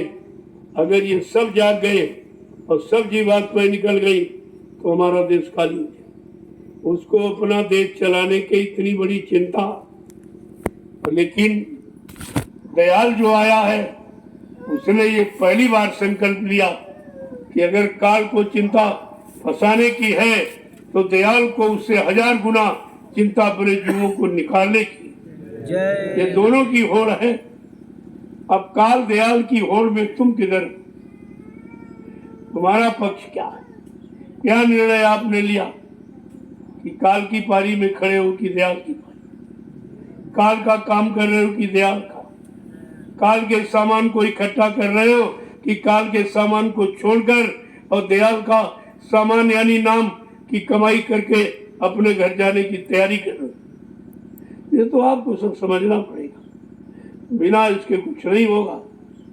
एक एक शब्द को देखो कैसे समझा दे कि आलस नींद सतावे उनको, आलस नींद सतावे उनको, नित नित परम बहे, नित नित परम बहे, भजन कर मगन रहो मन में, भजन कर मगन रहो मन में। अगर भजन करने में अगर नींद आ जाए समझ लो काल के पैरे में आप चली गए। काल आपको करने नहीं देना चाहिए, इसीलिए नींद को ये सब उसके साधन, तुमको भजन से अलग रखने के उसके बाद बहुत साधन, क्योंकि फंसाने वाला बहुत होशियार है, ऐसे नहीं फंसा पाया। क्योंकि जो शुरुआती दौर में तो जीवात्माएं आती थी चली जाती, क्योंकि कोई कर्म किया नहीं था। जब कर्म नहीं किया तो वो रोक नहीं सकता था, वो कर्मों के जाल में फंसा के रोके, ऐसे नहीं रोक पाए। जीवात्मा तो चली जाती थी, आती चली। उसने सोचा अरे मेरा तो कोई मतलब ही नहीं निकल रहा, मैंने जिसके लिए तपस्या सत्पुरुष की अखंड तपस्या और आशीर्वाद और वरदान ये मांग लिया कि चेतन जीवात्माओं का, लेकिन जीवात्मा तो मेरे अधिकार से बाहर है। वो तो आ रही जा रही, आ रही जा रही। हमारा कोई कानून, हमारा कोई सिद्धांत नियम इन पर चलने वाला नहीं। तो फट से उसने कहा कि ऐसे नहीं काम बनेगा। कहा इनको फंसाने के लिए कोई न कोई तो चाल चलनी ही पड़ी। तो फट से उसने कर्मों का जाल बनाया, पहले नहीं था, उसने ये जाल बनाया और कर्मों के जाल में सबको फंसा दिया। वैसे तो फंसने वाली नहीं थी। जब कर्मों का जाल बनाया तो इसने सोचा कि भाई बनाया, जरा इसको करके देखा जाए, किसने बनाया, क्यों बनाया, बस इसी में तो फंस गई। इसी करने कराने में तुमने अच्छा भी किया, बुरा भी किया और पाप भी किया, पुण्य भी किया, ये सब कर्म आपने किए, लिहाजा उन्हीं कर्मों की अदायगी के लिए आप फंस गए। और इतने करते ही चले जा रहे हो, बढ़ाते चले जा रहे, क्योंकि 3 युगों में कोई आया नहीं संत महापुरुष जो आपको छुटकारा दिलाता या उससे अलग रखता, वो तो आए नहीं थे। और वो आए कलयुग, तब तक वो 3 युगों में वो सब मजबूत फंस गए। उसने बड़ी व्यवस्था फंसाने की एकदम मजबूत बना, कोई नहीं निकल पाएगा, कोई इनकार ही नहीं करेगा, ऐसी व्यवस्था बना। अब उसकी दो व्यवस्थाएं हैं, दो विधाएं, जिसको दुविधा कहते हैं, वो दो विधाएं बनाई, एक पाप एक पुण्य। और उसी दो विधाओं में हम आप फंस गए हो। अब मतलब यार ये कर लो, अब कोई निकालने वाला मिल जाए तो निकल जाओगे, नहीं तो फंस जाओगे। जब उसने फंसाने के लिए बनाया तो तुम निकल कैसे? हाँ, कोई निकला हुआ मिल जाए तो वो तो निकाल, वो आपको धीरे से एहसास भी करा देगा, सब एहसास करा देगा और एहसास करके आपको निकाल देगा। लेकिन एहसास करके भी तुम समझ ही नहीं पा रहे हो कि इनका एहसास कराना कितना अलग है। अगर ये एहसास दुनिया में करते तो हम फंस जाते, वो तो बसा देता, तो छोड़ता नहीं, आप वो नहीं छोड़ता। तो इसीलिए तुम्हारे साथ तो सब कुछ किया जाता, लेकिन आप किसी निर्णय को ले ही नहीं पा रहे हो कि कोई समझ तुम्हारे अंदर पैदा नहीं हो पा रही, करने के बावजूद भी नहीं हो रही। आगे क्या कह रहे हैं कि गुरु संग प्रीति करे नहीं पूरी, गुरु संग प्रीति करे नहीं पूरी, नाम न डोर गए, नाम न डोर गए, भजन कर मगन रहो मन में, कर मगन रहो मन। आप फंसने का कारण है कि आपने जिससे प्रेम किया उन्होंने फंसा दिया, वो फंसाने वाला प्रेम था। कहा अगर गुरु के संग प्रेम करते तो निकालते, वो एहसास भी करा देते, निकालते। भाई और किसी शरीर में तो आप लग जाओ तो फंस जाओगे, अगर उनके साथ जुड़ गए तो तुम्हारा काम बन जाएगा। वो तो सब तरफ से काम बनाने के लिए आए और सब तरफ का एहसास करा के तुम्हें धीरज से निकाले, तुमको पता भी नहीं चलेगा कैसे निकल गए। अगर और कहीं अभ्यास करते, जरा इनसे मिल ले, इसको देख ले, तो बस वहां निकलने का सामान नहीं है। वो फंसे हुए शरीर है सब, और सब भोगों के शरीर है, और फट से स्पर्श हुआ तो भोग में फंस जाओ, निकल नहीं सकते। अगर उनसे निकलना होता तो इनको आने की क्या जरूरत है, इनको दर्शन की क्या आवश्यकता? भाई दर्शन जो दिया जा रहा उससे तो नुकसान ही हो रहा था। इतने गंदे गलीज की बातें, इनको कोई कौन छुएगा? लेकिन वहां कोई परहेज नहीं। धोबी कभी गंदगी का परहेज नहीं करता, अगर गंदगी का परहेज करेगा तो कपड़ों की सफाई नहीं कर सकता। ऐसे ये आत्मा के धोबी अगर ये परहेज करेंगे तुम्हारे बुरे और पाप कर्मों से, तो जीवात्मा को पाक साफ नहीं कर सकते। उनके अंदर कोई भेदभाव नहीं। जो गंदगी को साफ करना जानता वो गंदगी से क्या डरेगा? गंदगी तो क्षणमात्र में यानी खत्म हो जाती छूती। दरस परस मुख भंजन पाना, ये तरीके दर्शन से, स्पर्श से और प्रसादी से। और विप्रकार सुन वेद, विद्वानों ने कहा कि भाई वेदों का भी ये मत है, क्योंकि वेद कहते हम तो ये काम कर नहीं सकते, हमको पढ़ के आप कुछ नहीं पाओगे। लेकिन कहा कि हम थक गए संतों के वचनों के आगे। 4 वेद, 6, 7, 18 पुराण, 19 उपनिषद और 36 ऋचाएं, ये सब थक गई। क्या कह रही कि वेद थके, ब्रह्मा थके और थकी गए शेष महेश, और गीता का जहाँ गम नहीं वो सतगुरु का देश। उस अखंड और मतलब दिव्यलोक से आती, तुमको यहाँ कौन फंसा सकता है? उन्हें यहाँ कौन रोक सकता है? ना कोई सामान, ना कोई मान, ना कोई अधिकार, वो इससे बहुत दूर खड़े और तुमको भी निकालना चाहते। लेकिन तुमको अगर ये दे दे तो बस जाओगे तुम।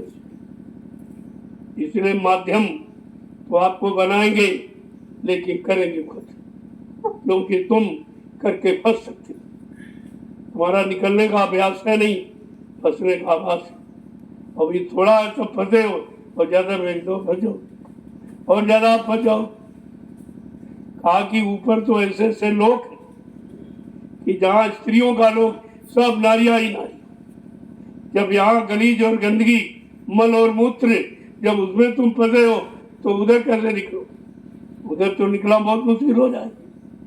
इसलिए अभ्यास करा के धीरे धीरे धीरे हर लोगों हर मंडल की सैर करा के अनुभव करा के आपको तुम्हारे घर पहुंचाएंगे, ताकि आप किसी लोक में दोबारा आने की कोशिश आने की कभी तुम हट न करो कि नहीं हम नीचे जाएंगे देख के आ जाएंगे।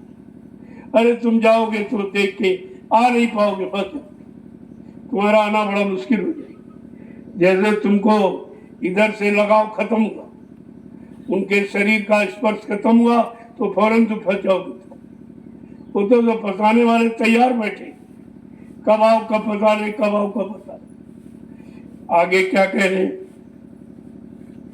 कि तृष्णा अग्नि जले निस्वासर, तृष्णा अग्नि जले निस्वासर, नरकन माही परे, नरकन माही पड़े, भजन कर मगन रहो मन में, भजन कर मगन रहो मन में। कैसे ये तृष्णा तृष्णा डायन काय न खाया, को जग जाए न व्यापी माया। कहा ये तो डायन तुम्हारे पीछे पड़ी, ये तुम्हारे अंदर विवेक बुद्धि में ज्ञान पैदा ही नहीं होने दी, ये तुमको पाक साफ निर्मल पवित्र नहीं बनने दी। इसलिए जीव को हर क्षण पल घड़ी सद्गुरु की आवश्यकता, क्योंकि उनके सामने कोई नहीं टिकता। काम करो लोम मोह छोड़ भगे मैदान, वो तो दिखाई नहीं देता और कोई किसी लोक में अटका नहीं सकता। सद्गुरु का भय सबको, ईश्वर भी डरता, ब्रह्म भी डरता, पारब्रह्म भी डरता, महाकाल भी डरता, ये सब डरते। ऐसा मालिक है जिससे सब डरते, उसके आगे किसी की चलने वाली नहीं। लेकिन तुम अपने मालिक को पूर्ण मालिक मान लो, तब तो तुम्हारी तो आस्था अभी अधूरी है, तुम्हारा विश्वास भी अभी अधूरा और तुम्हारी करनी भी अधूरी है, तो आप कैसे पाओ? आगे क्या कह रहे हैं कि सत्संग संतन, देखिए कितना कह रहे कि संतन साथ विरोध बढ़ावे, संतन साथ विरोध बढ़ावे। कहते जहाँ से बनना, जिनसे बनना, जिनसे मिलना, उनसे विरोध करेंगे। ये भी काल का दाव, इनसे विरोध रखो, उनके पास जाएंगे नहीं तो कोई लाभ नहीं मिल पाएगा, किसी तरह का कोई शक्ति ताकत नहीं मिल पाएगी। देखिए किसने तुमको कैसे कैसे फंसाया है, और अब भी तुम्हारे पीछे काल माया ने कितने और लगा दिए कि किसी तरह ये निकल। इतनी मजबूत कर्मों का जाल और फिर इतना मजबूत पहरा, और ऐसे पहरेदार हैं तुम एक से भी नहीं लड़ सकते। पहला काम, दूसरा इसी में फंस जाओगे। इसमें तो सारी सच्ची फंसी पड़ी, काम ने सबको फंसा दिया। इतना उसका वेग है कि आप बर्दाश्त नहीं कर सकते। वो बगैर सद्गुरु की दया से ये काम को लोभ मोह अहंकार का वेग कोई रोक नहीं सकता। बड़े बड़े ऋषि मुनियों को क्षण मात्र में डिगा दिया, इस काम ने क्षण में डिगा दिया, और बेचारे 7-7 हजार वर्ष तपस्या की और बेकार हो गए। ऐसा ये शत्रु है, और उसी का सारा खेल, सारी सच्ची काम से बनी। अगर काम की पूर्ति कर दी जाए तो मोह आ जाओगे, फंस जाओगे। अगर न दिलाया जाए तो क्रोध आ जाए। ये क्रोध का जन्म यही से, अगर काम की पूर्ति न हुई तो क्रोध आ जाए, और अगर पूर्ति करा दिया तो लोभ मोह घेर लेंगे, अहंकार घेर लेगा। इसलिए पूर्ति कराई जाती, लेकिन उतनी जितनी जरूरत। साधक भी उतनी डिमांड करता कि साईं इतना दीजिए जामे कुटुंब समाए और मैं भी भूखा न रहूं और साधु न मुख है। इसके अलावा कुछ नहीं है, कोई जरूरत नहीं, देना भी नहीं। मन का स्वभाव तो मांगने का है, गिड़गिड़ाने का, रोने का, लेकिन तुम इस पर तरस मत खाना, देना नहीं, देना नहीं, फंस जाएंगे, निकल नहीं पाएंगे। आगे क्या कह रहे देखो, कि सत्संग महिमा मूल न जाने, सत्संग महिमा मूल न जाने, भेड़ चाल में नित्य बहे, भेड़ चाल में नित्य बहे। आओ जी बेचारे सत्संग की महिमा नहीं जानते, क्योंकि सत्संग यहाँ कभी रहा नहीं। यहाँ तो कथा वार्ता आपको सुनाई जाती, आज भी लोग उसी में फंसे, उसी में फंसे। जो समय निकल गया, उस समय को दोहराने पढ़ने से सुनने से तुम्हारा क्या लाभ, और तुम उसमें से लाभ कुछ ले भी नहीं सकते। लाभ तो सब में कुछ ना कुछ, लेकिन तुम्हारी इतनी पैनी बुद्धि नहीं है कि उसमें से कुछ निकाल दो अपने लाभ। तुम फंस सकते हो, और सब फंसी गए, उसमें से लाभ नहीं निकाला, लेकिन सब फंस गए। और उसी में बेचारे यानी मतलब फंसे पड़े, हम निकल ही नहीं पा रहे, क्योंकि सत्संग की महिमा को अपना मूल आधार, असली आधार नहीं माना। और भेड़ चाल, एक गिर गया, दूसरा गिर गया, दूसरा तीसरा, सब उसी में गिरते चले जाए। आप कहीं जाओ 4 स्थानों मंदिर मस्जिदों में, देखो कितनी लंबी लाइन है, भेड़ों जैसी। एक वहाँ गिरा, दूसरा गिरा, तीसरा पूछता कोई नहीं, अरे भाई तुम यहाँ क्यों गिरे हो, तुम यहाँ क्या क्यों झुक रहे हो, क्या झुकने से वो यानी तुमको मान रहा है, क्या तुम पर कोई श्रद्धा सेवा भाव रख रहा, या कोई आशीर्वाद तुमको मतलब वरदान कोई दे रहा, ये कोई पूछने वाला नहीं। एक झुक रहा, हाथ जोड़ के वो भी झुक रहा, तीसरा, सब यही करते और रोज करते। कहा भेड़ चाल में नित्य बहे, ये भेड़ों जैसी स्थिति में रोज वही काम करते और रोज वहां जाते और रोज बुलाते, लेकिन कभी नहीं बोलता, ना बोलता है, ना मिलता है, ना लेता है, देता, लेकिन फिर भी जुटे। कितनी बड़ी अज्ञानता, और कहते हम जानकार। भाई तुम्हारी जानकारी किस काम की, जो तुम्ही को नहीं निकाल पा रही, तुम्ही को सच्चाई से अवगत नहीं करा पा रही, तो ये मतलब यानी कौन सी बुद्धिमानी। और सब इसमें पढ़े लिखे अनपढ़ समझे, कोई नहीं पूछता कि भाई यहाँ क्यों खड़े हो, किसके हाथ जोड़ रहे हो, कौन ये देख रहा कि तुम जोड़ रहे हो कि नहीं जोड़ रहे, कौन ये सुन रहा कि तुम प्रार्थना कर रहे हो कि नहीं कर रहे हो, और कौन सुनकर तुम्हें तसल्ली दे रहा या विश्वास करा या शांति प्रदान कर रहा, कुछ। लेकिन जुटे बड़े फिर भी। इसको कह दे अंधानुकरण, यही अंधानुकरण। तो संतों ने कहा अरे भाई इनकी समझ में इतनी जल्दी नहीं आएगा कि वो जग अंधा और पुनि अंधा और ताते मच गई अधाधुंधा। यहाँ तो अधाधुंध मची, कोई सुनने वाला समझने वाला है। आगे क्या कह रहे हैं कि धन और मान भोग रस चाहे, धन और मान भोग रस चाहे, धन और मान भोग रस चाहे, धन और मान भोग रस चाहे।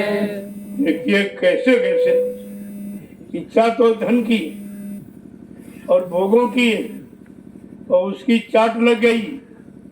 जैसे एक बार सिंगी ऋषि ने शहद चाट लिया तो फंस गए, और ऐसा फंस गए कि 60,000 वर्ष की तपस्या ही भूल गए, सब भूल गए कि मतलब गुफा क्या, क्यों आया था, क्यों छोड़ करता, और अब कैसे फंस गया। जब 60,000 वर्ष नहीं फंसा तो अब कैसे फंस गया, इतना बह गया इसमें। कहा जब तक एक अन्न का दाना तुम्हारे शरीर में जाता रहेगा, काम निकलने वाला नहीं, वो रहेगा, क्योंकि इन्हीं 5 से तुम्हारे शरीर का निर्माण। ये हटेंगे नहीं, लेकिन अगर संतों के वचनों को मान लिया और नाम की साधना में परिपक्व हो गए तो तुम्हारे पर इनका कोई प्रभाव नहीं, ये तुम्हारे पर अपना असर नहीं डाल सकते, तुमको अपने नियंत्रण कंट्रोल में नहीं रख सकते। वो असर तो जब नहीं होगा जब आप ये काम करो। आगे क्या कह रहे थे, एक एक वचन कितना मार्मिक। कहते ये धन की इच्छा रखता है, मान सम्मान की, भोगों की इच्छा रखता, ये नहीं जानता कि इन्हीं में फंसा हूं और मांग लूंगा तो और फंस जाऊंगा, फिर निकलूंगा। ये तो इच्छा ही नहीं अभी पैदा हो रही निकलनी। देखो किस तरीके से एक एक वचन को कैसे कि भागहीन, देखो कैसे कहते वो भागहीन कि भागहीन मत तीन प्राणी, भागहीन मत दीन प्राणी, भागहीन नित तीन न प्राणी, भागहीन मित दीन प्राणी, नर देही बर्बाद करे, नर देहि बर्बाद करे। ये भागहीन है जो इसको नहीं समझ पा रहे कि नाम क्या है, नाम का काम क्या है।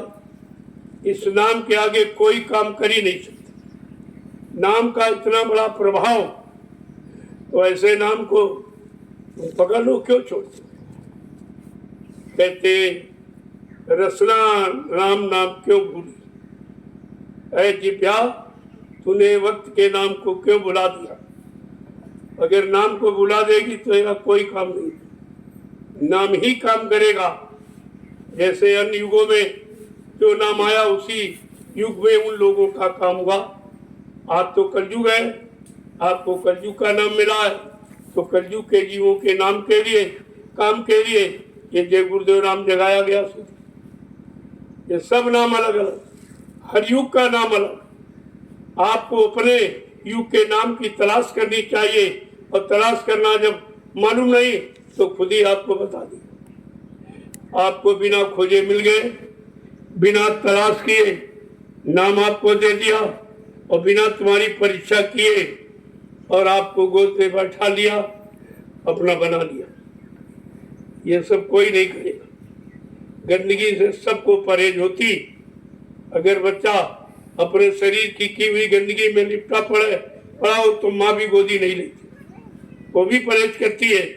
जब तक पाक साफ नहला धोला नहीं लेगी गोद नहीं खाई। लेकिन महापुरुष तुम्हारे पाप कर्मों की गंदगी को नहीं देखा तो तुम छूने के लायक नहीं हो। तुमको छूते भी है, दया भी देते हैं, तुमको एहसास नहीं होने देते कि हम बहुत बड़े पापी कुकर्मी। कोई जानकारी ऐसा मतलब यानी बात तुम्हारे अंदर पैदा नहीं होने देते, नहीं तुम्हारा मनोबल कमजोर हो जाएगा। एहसास नहीं होने देते, कहते नहीं तुम बहुत अच्छे हो, बड़े मतलब भगवान हो और बड़े यानी तुम सब कुछ पा जाओगे, तुम्हारे जैसा कोई सृष्टि में भगवान नहीं। कितनी तारीफ आप, अगर गंदगी खोल दी जाए तो कोई पास नहीं बैठेगा। तुम्हारे कर्मों की इतनी गंदगी कोई पास नहीं बैठेगा, वो तो कोई नहीं परहेज करते। उनके यहाँ परहेज कर, जो गंदगी उठाने आया, गंदगी से निकालने आया, अगर वो गंदगी का परहेज करेगा तो कभी नहीं निकाल पाए। जीवों को कभी संभाल कर ही नहीं सकता। फिर वो आगे क्या कह रहे, एक एक चीज को कैसे कि साध गुरु का कहा न माने, साध गुरु का कहा न माने, साध गुरु का कहा न माने, साध गुरु का कहा न माने, मन मत अपनी ठान ठने, मन मत अपनी ठान ठने। कहते न साध का न गुरु का, किसी का कहना नहीं। साध कौन है? जिसने तन मन वचन इंद्रियों को साध लिया, जो शाकाहारी सदाचारी ब्रह्मचारी, उसको साध कहते हैं। उसने अपने मन को साधा, अपनी इंद्रियों को साधा, पकड़ा, अभी वो साध है, और साध ही एक दिन साधक बन जाए। जब इन पर कंट्रोल नियंत्रण हो जाएगा और अपने घर की तरफ मुखातिब हो जाएगा और वो आने जाने लगेगा, उसको साधक कहते हैं। ये दोनों चीजें आगे क्या कह रहे हैं समझा के। कि एक एक बात को किस तरह से कि अपनी मनमानी करते हैं और साथ गुरु का कहना नहीं मानते, क्योंकि साथ और गुरु किसी की पहचान उनको नहीं, वो तो शरीर की पहचान आपको, वही पहचान आप उन पर लागू करें। लेकिन उनका शरीर जो तुम्हारा वो नहीं है, वो शरीर है बिल्कुल शांत, तुमको भी शांत कर देगा, तुम्हारे अंदर भी भाव विचारों को रोक देगा और धीरे धीरे धीरे धीरे निकाल देगा। पहले तो रोकेगा, फिर धीरे धीरे एक एक करके निकाल देगा। एक बार की तो ऐसा हो नहीं सकता, क्योंकि अनंत जन्मों का कूड़ा कचरा थोड़ा बहुत नहीं है, पहाड़ों की तरह जमा। आगे क्या कह रहे हैं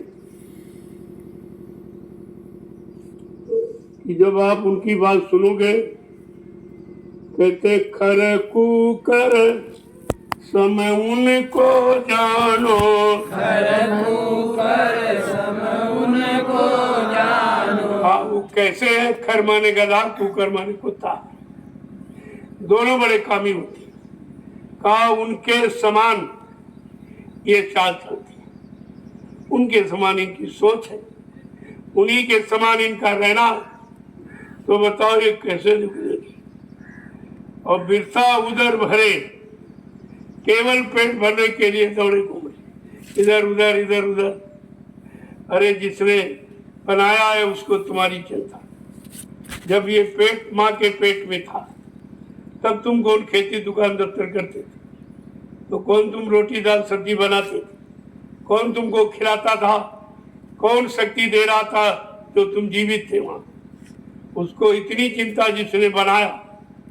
लेकिन जैसे तुम बाहर आए तो उसको भूल गए, अपने में अहंकार कि हम नहीं कमाएंगे, खाएंगे क्या, हम नहीं करेंगे तो करेगा कौन, ये वो, तब इसी में फंस गए, पूरा ठेका ले लिया। जिसने तुम्हारी व्यवस्था की, जब कोई नहीं कर रहा था, कोई जान नहीं था, कोई रानी मतलब जानकारी, कोई रिश्ता नाता जात पाती का कुछ नहीं था, तब उस मालिक ने तुम्हारी मदद की। उसको चिंता है जिसने बनाया, लेकिन तुम उसकी चिंता भूल गए और जिसने बनाया उसको भूल गए, तो तुम बिगड़ने लगे। अब तुम इस तरह बिगड़ गए हो कि तुम्हारे पास कुछ बचा ही नहीं। आगे क्या कह रहे हैं? एक एक चीज को कैसे समझा, एक बात कि ऐसी दशा माही नित्य बरते, ऐसी दशा माहि नित बरते, ऐसी दशा माही नित्य बरते, ऐसी दशा माहि नित बरते। हम क्यों फिर समझाए फिरे, हम क्यों फिर समझाए फिरे। दशा में ये सब मारे मारे फिर रहे, हम इनको कैसे समझाएं? ये समझने को तैयार नहीं, परेशान है, रो रहे, चिल्ला रहे। कहा जाए तुम्हारी सब परेशानी दूर हो जाए तो मानने के लिए तैयार, विश्वास ही नहीं उनको कि हमारा काम यहां से होगा। आगे क्या कहें?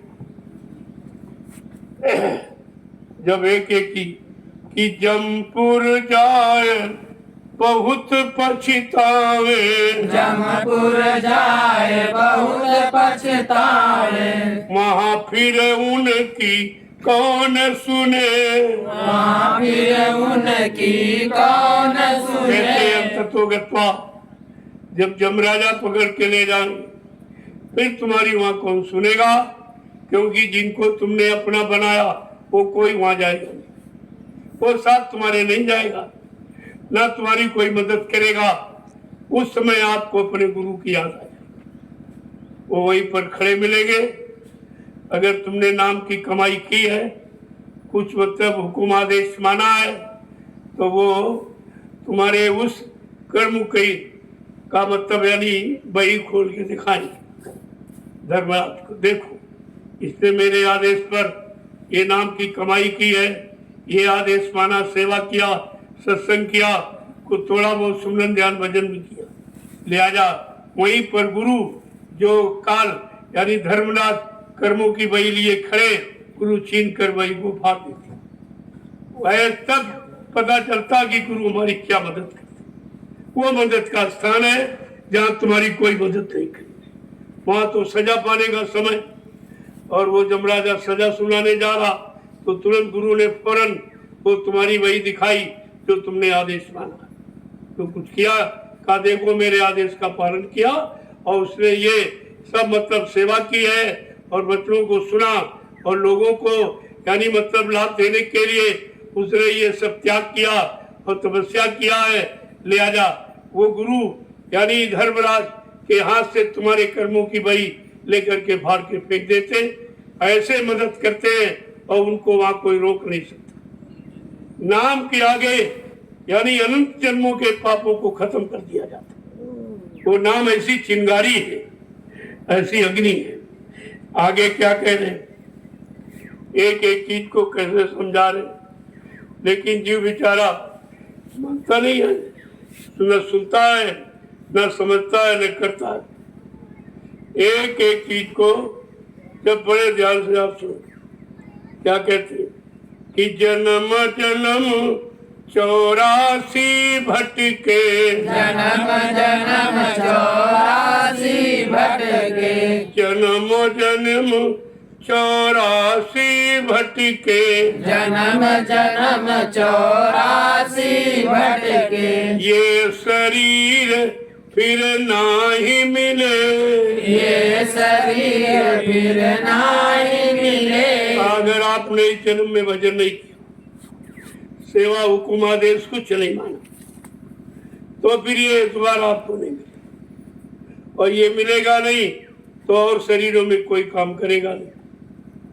कोई शरीर मतलब यानी जागरूक नहीं, कोई शरीर पांचों तत्वों से परिपूर्ण नहीं, इसलिए उन शरीरों में जन्म तो मिलेगा लेकिन आत्मा का कल्याण नहीं हो सकता। आगे क्या कह रहे हैं, एक एक चीज को देखो कि मतलब यानी जन्म जन्म 84 भटके, कि जितने भी जन्म मिलेंगे भटक, कि दुर्लभ ते मिली अब की, दुर्लभ देह मिली अब की, दुर्लभ ते मिली अब की, दुर्लभ देह मिली अब की। ऐसे ऐसी करो जैसे तेरी बने, ऐसी करो जैसे तेरी बने, भला ऐसा करो जो तुम्हारी बन जाए। ये दुर्लभ है, ये बार बार नहीं मिलेगी।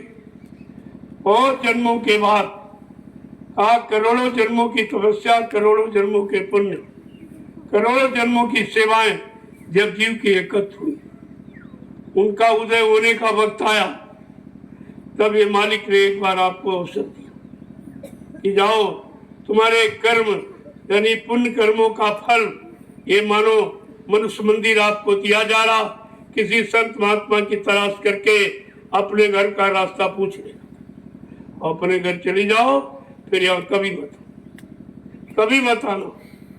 देखो किस तरह से मदद करते हैं, सारा यानी हाल बताते कि सतगुरु शरण पकड़ ले अब की, सतगुरु शरण पकड़ ले अब की, सतगुरु शरण पकड़ ले अब की, सतगुरु शरण पकड़ ले अब की।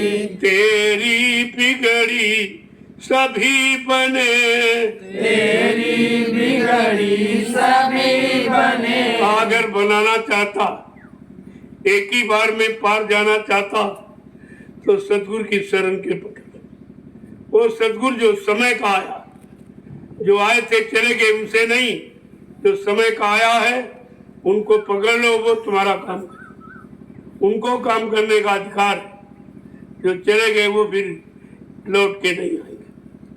आगे क्या लिखा है, एक एक बात को देखो कैसे बताते हैं कि सतगुरु कहना मान प्यारे, सतगुरु कहना मान प्यारे, सतगुरु कहना मान प्यारे, सतगुरु कहना मान प्यारे। तेरी बिगड़ी सभी बने, तेरी बिगड़ी सभी बने। कहते अगर उनका कहना मान लो तो तुम्हें करना नहीं, केवल कहना मान लो, और तुम कहना भी नहीं मान पाते। करना आपको नहीं, क्योंकि आप कर नहीं सकते और कभी किया नहीं। ये तो पहली बार अवसर मिला है, तो इतने युगों का भूला भटका वो एक बार में कैसे कर ले। तो कहा तुमको करना नहीं है, केवल मान लो। भल चाहो तो चेतो, आ लगी ये नाव, और बहुर बहुर पछताओगे और फिर ना सोदाओ। कहा तुम्हें करना कुछ नहीं है, नाम नौका लगा दी गई, अब आपको विश्वास साथ केवल बैठ करके जल्दीरा खुद ही पहुंचा देगी। पहुंचाना उसका काम, जिसने नौका लगाई वो उसका काम हो, तुम्हारा काम विश्वास के साथ बैठे। अब तुम्हें विश्वास नहीं हो रहा कि पता नहीं ले जाए कि नहीं ले जाएंगे, कहीं बीच में तो नहीं छोड़ देंगे, कहीं डुबा तो नहीं देंगे। तरह तरह की शंकाएं आपको अच्छाई सच्चाई को पकड़ने नहीं देती। आगे देखो क्या कह रहे, कि कर सत्संग मान ये कहना, कर सत्संग मान ये कहना। कान आंख तेरी तो खुले, कान आंख तेरी दो खुले। क्या कह रहे कि उनका सत्संग करो, सुनो सुनाओ, पढ़ो पढ़ाओ नहीं, करो। जब सत्संग करोगे तो तुम्हारी आंख का दोनों खुल जाए। ये सत्संग करने से, सुनने सुनाने पढ़ने पढ़ाने से नहीं होगा। एक एक वचन को बड़े गौर से सुनो, कि अब सुनना तो इसलिए है कि हमें करने के लिए सुनो, और सुनाने के लिए बस सुनो। और तुम क्या करते हो, करते नहीं, सुनाने लगते, असलबाजी करने लगते हो। इनको सुनाया, उनको सुनाया, और सुनाने का नशा चढ़ गया। फिर आप कभी नहीं करो। सुनाने वाला कभी कर ही नहीं सकता, लिखने वाला कभी कर ही नहीं सकता, क्योंकि तुम्हारे अंदर नशा कथनी का और कथनानी पढ़ने का और सुनी का चढ़ गया। अब वो करने की तरफ आपको जाने नहीं दे रहा। आगे क्या कह रहे हैं, एक एक चीज को कैसे, मतलब यानी कि देखे घट में ज्योति उजाला, देखे घट में ज्योति उजाला। देखे घट में ज्योति उजाला, देखे घट में ज्योति उजाला।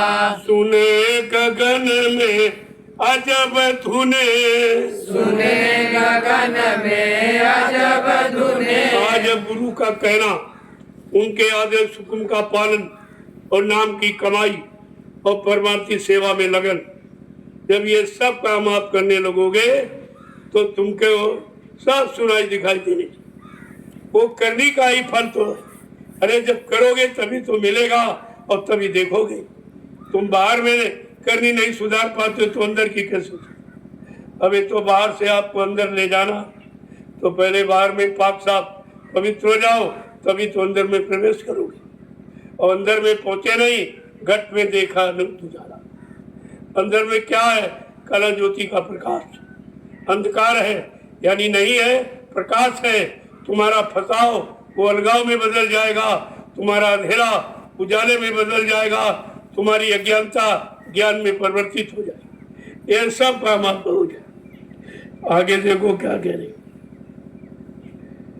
एक एक बात को जब महापुरुष की जब सुनोगे तो सब कहते कि महाशून्य में सुरति चढ़ावे, महाशून्य में सुरति चढ़ावे। महाशून्य में सुरति चढ़ावे, महाशून्य में सुरति चढ़ावे। तब सतगुरु तेरे संग चले, तब सतगुरु तेरे संग चले। पहले जब तुम्हारी सूरत को सुन और महाशून्य के आगे मानसरोवर में स्नान करा के पाक साफ निर्मल पवित्र करके जब उधर चलोगे, तब सदगुरु तुम्हारे साथ। पहले गंदगी उतारेंगे, पाक साफ निर्मल पवित्र करेंगे, परमार्थी कार्य में लगाएंगे, नाम की साधना कराएं और सब तरफ से जब तुमको पक्का कर लेंगे तब सदगुरु तेरे साथ साथ चलें, ताकि ये कहीं और किसी मंडल में फंस न जाए। देखो कैसी मदद करती है और आप उनकी मदद को समझते नहीं। वो तो 24 घंटे तुम्हारी मदद ही करती है। भंवर गुफा की बंसी बाजी, भंवर गुफा की बंसी बाजी, महाकाल भी शीस धुने, महाकाल भी शीस धुने। महाकाल भी पछताता कि हम तो अपनी जगह ही रह पाए, आगे जा ही नहीं पाए, जबकि हम बॉर्डर पर बैठे। महाकाल चौथा स्थान और 5वां सतलुज, बिल्कुल बॉर्डर पर खड़ा, लेकिन जा नहीं सकता। वो भी नहीं जा सकता, न काल जा सकता न महाकाल जा सकता, उनकी भी पहुंच नहीं है। वो यानी सतगुरु तुम्हारा वो काम करने आए, इसीलिए तुम्हारे साथ साथ चलेंगे कि काल न कहीं भटका ले, कहीं महाकाल न रोक ले। तो सबसे छुटकारा दिलाने के लिए तुम्हारे साथ साथ 24 घंटे तुम्हारे साथ रहते हैं, नहीं तो तुम काल की तरफ जाने में देर नहीं लगेगी, फौरन आपको घसीट लेगा, क्योंकि उसी के देश में हो, उसी की व्यवस्था में हो और उसी में रह रहे हो, तो उससे बैरभाव कैसे कर सकते हो, कैसे उसको छोड़ आ सकते हो। लेकिन सतगुरु साथ नहीं, वहां उसकी कुछ नहीं चलेगी, कोई पेश नहीं पड़ सकती।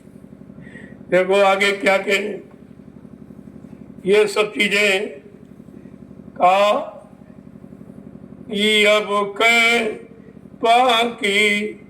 देखो वो कहते कि अब क्या बाकी रह गया, कहता अब केवल अपने अनामी पुरुष से मिलना बाकी रह गया। कहा इसके आगे बस मिलना है और मिलने के बाद सब काम खत्म हो जाता, शांति हो जाती, अपने घर पहुंच जाएगा। ये घर पहुंचाने के लिए ये कितना वृत्तांत और कितनी चर्चा आप तक पहुंचाई जाती कि जब तक घर नहीं पहुंचोगे तब तक ये संदेश होता ही रहेगा, और जिस दिन घर पहुंच जाओगे ये सब काम न कोई सुनना है, न कुछ पढ़ना है, न कुछ करना, कुछ नहीं।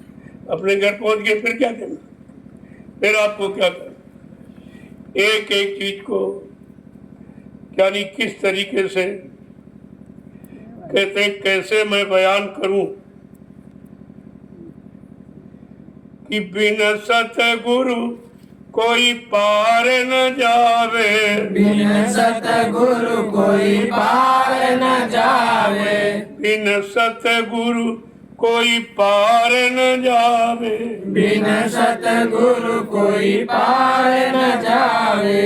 कैसे उनका बखान करे, कैसे उनका बखान करे। कहते बिना सतगुरु के किसी मंडल से जीव निकल नहीं सकता, सब तो फंसाने वाले हैं, और आप कैसे निकलोगे। कहा इसलिए जिसने तुमको नाम का सहारा दिया, जिसने नाम का सहारा दिया है उसने वादा किया जब तक घर नहीं पहुंचा लूंगा मैं पीछा छोड़ने वाला नहीं। ऐसा समर्थ मालिक आपको मिला, लेकिन आप कदर नहीं कर पा रहे हो, आप समझी नहीं पा रहे हो। धीरे धीरे सत्संगों में आते जाते रहोगे, जितना ज्यादा समय दोगे उतना जल्दी काम हो जाएगा। जहाँ आप ज्यादा समय देते हो वही काम हो रहा। खेती में ज्यादा समय दो तो उत्पादन बढ़िया होता है, व्यापार दुकान में ज्यादा समय दो ज्यादा आमदनी आपको मिलेगी। वो तो सब समय देने की बात है, और आप अगर साधना में समय ज्यादा दो तो ये भी काम आपका जल्दी हो। वो तो कराने वाला जब साथ में है, केवल निमिष मात्र आपको बनाया जाता, क्यों बगैर तुम्हारे वो काम नहीं करेगी, क्योंकि आधार तो तुम्हारा जड़ शरीर ही ये, इसी में जीवात्मा बैठी है। जीवात्मा के घर के नाते वो इसकी भी महिमा, इसकी भी बहुत बड़ी महिमा, और ये ना होता तो उधर कौन ले जाता, और ये न होता तो एहसास कौन कराता। इसलिए इस जिस्म की भी बहुत बड़ी महिमा है, तो आपको जिस्म से निकाल कर उधर की तरफ पहुंचाने का पूरा प्रयास करते हैं। जय गुरुदेव, जय गुरुदेव, जय गुरुदेव, जय गुरुदेव, जय गुरुदेव, जय गुरुदेव। नाम किसका? प्रभु का, जय गुरुदेव। नाम किसका? प्रभु का, जय गुरुदेव। नाम किसका? प्रभु का। अब आप लोग खड़े हो जाओ, बहुत देर से आप देखो। बैठना तो जब सार्थक होगा जब तुमने अपने शरीर के साथ मन को भी बैठा, उसको सत्संग सुनाया और उससे वादा कराओ कि जो सुना है अब इस पर चलना पड़ेगा। ये सब आपको मन के साथ तरकीब तरजीब सब करनी है, तभी कुछ काम बनेगा। जय गुरुदेव, जय गुरुदेव, जोर से बोलो, सब मिल बोलो, बोलना होगा, अभी से बोलो।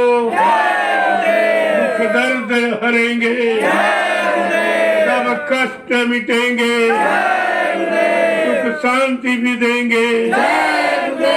सबके दाता, सबके मालिक, प्रेम से बोलो। ये नाम नहीं इंसान का, ये काम नहीं इंसान का। बस इन बच्चों को पकड़ के रखो। अब ये काम किसी के बस का, न कोई देवी, न कोई देवता, न कोई पत्थर, न कोई कागज। ये काम समय के नाम से होगा। इसलिए बार बार आपको याद कराया जाए, और जहां तक इसकी आवाज जाएगी इस नाम की, वो सब वातावरण ही शांत होगा, सबको लाभ मिलेगा। ये पेड़ पौधे, इनमें भी जीवात्मा है, ये भी सुनते हैं, इनको भी समय का नाम सुनने लेने का अधिकार, और ये तुम्हारी मदद कर। इन्होंने आपको अपनी मेहनत का फल खिलाया, आपने फल खाया है, तो ये तरह से कर्जा हो गया, तो इसकी देखभाल कराने के लिए आपको ले आया, और यहाँ इनको भी संदेश मिलेगा और तुम्हारा लेन देन भी अलग हो जाएगा। कई काम, और जब सेवा करोगे वो लेन देन तो बहुत बड़ा अदा करेगा। पता नहीं कितने लोग कब तक वहां बैठकर भजन करेंगे, सेवा करेंगे, सत्संग सुनेंगे, तो इससे बड़ा तो बेनिफिट कोई दे ही नहीं सकता। कोई बैंक आपको इससे ज्यादा लाभ नहीं दे सकती है। ये है सेवा श्रद्धा बैंक, इसका नाम है। आपको ये खाता जरूर खोलना चाहिए, जरूर सेवा करके अपना खाता खोलो और इसमें परमार्थी सेवा का भाग जमा करो। अब आप चलो, धीरे धीरे इसको बराबर कर दो।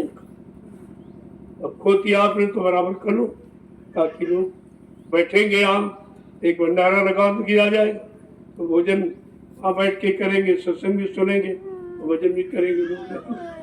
तो इसको बिल्कुल अच्छा प्लेट बना। आपकी खुदाई अगर थोड़ी बहुत बाकी कर दो ना इसको प्लेट, फिर देखा जाएगा।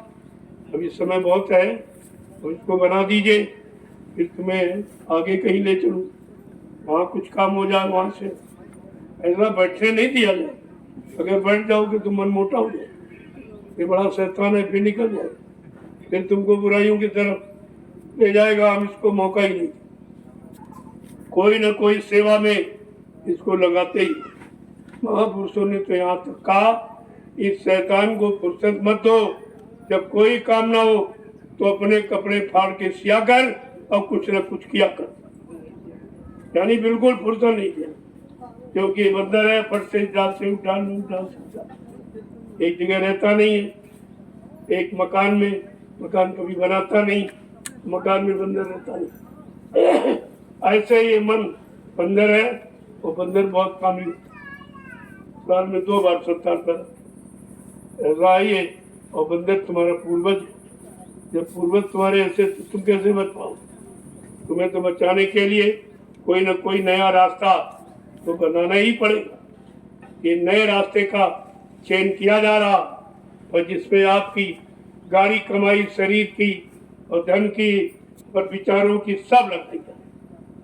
ये मौका है, लगा लो, ने समय निकल गया। ऐसा ही पड़ा रहेगा, ऐसा लेके आप जा नहीं सकते। अगर लगा लो ये तुम्हारे साथ चला जाए। ये धन दो कामों को मिलता, अपनी परिवार की व्यवस्था और धर्मार्थ। तीसरे काम के लिए नहीं, दो काम। वो आप दोनों काम तुम्हारे अधूरे परिवार में लगाया तो परिवार को शांति नहीं दे पाए, काम नहीं दे पाए, लाभ नहीं दे पाए। तो चलो परमार्थ में लगाकर परमार्थी लाभ मिलेगा और फिर परिवार को भी लाभ मिलेगा, क्योंकि ये लाभ सबके लिए होता है। जय गुरुदेव। अब आप लोग चलो वहीं पर नीम के नीचे, अभी नाश्ता आ जाएगा, उसको करके पड़ा बिल्कुल एकदम नहीं। तो ये उठाओ कूड़ा के चला एक जगह जमा, ये सूख जाएगा। अभी 8-10 दिन है तो ये तुम्हारे भंडारे में जलाने का काम है।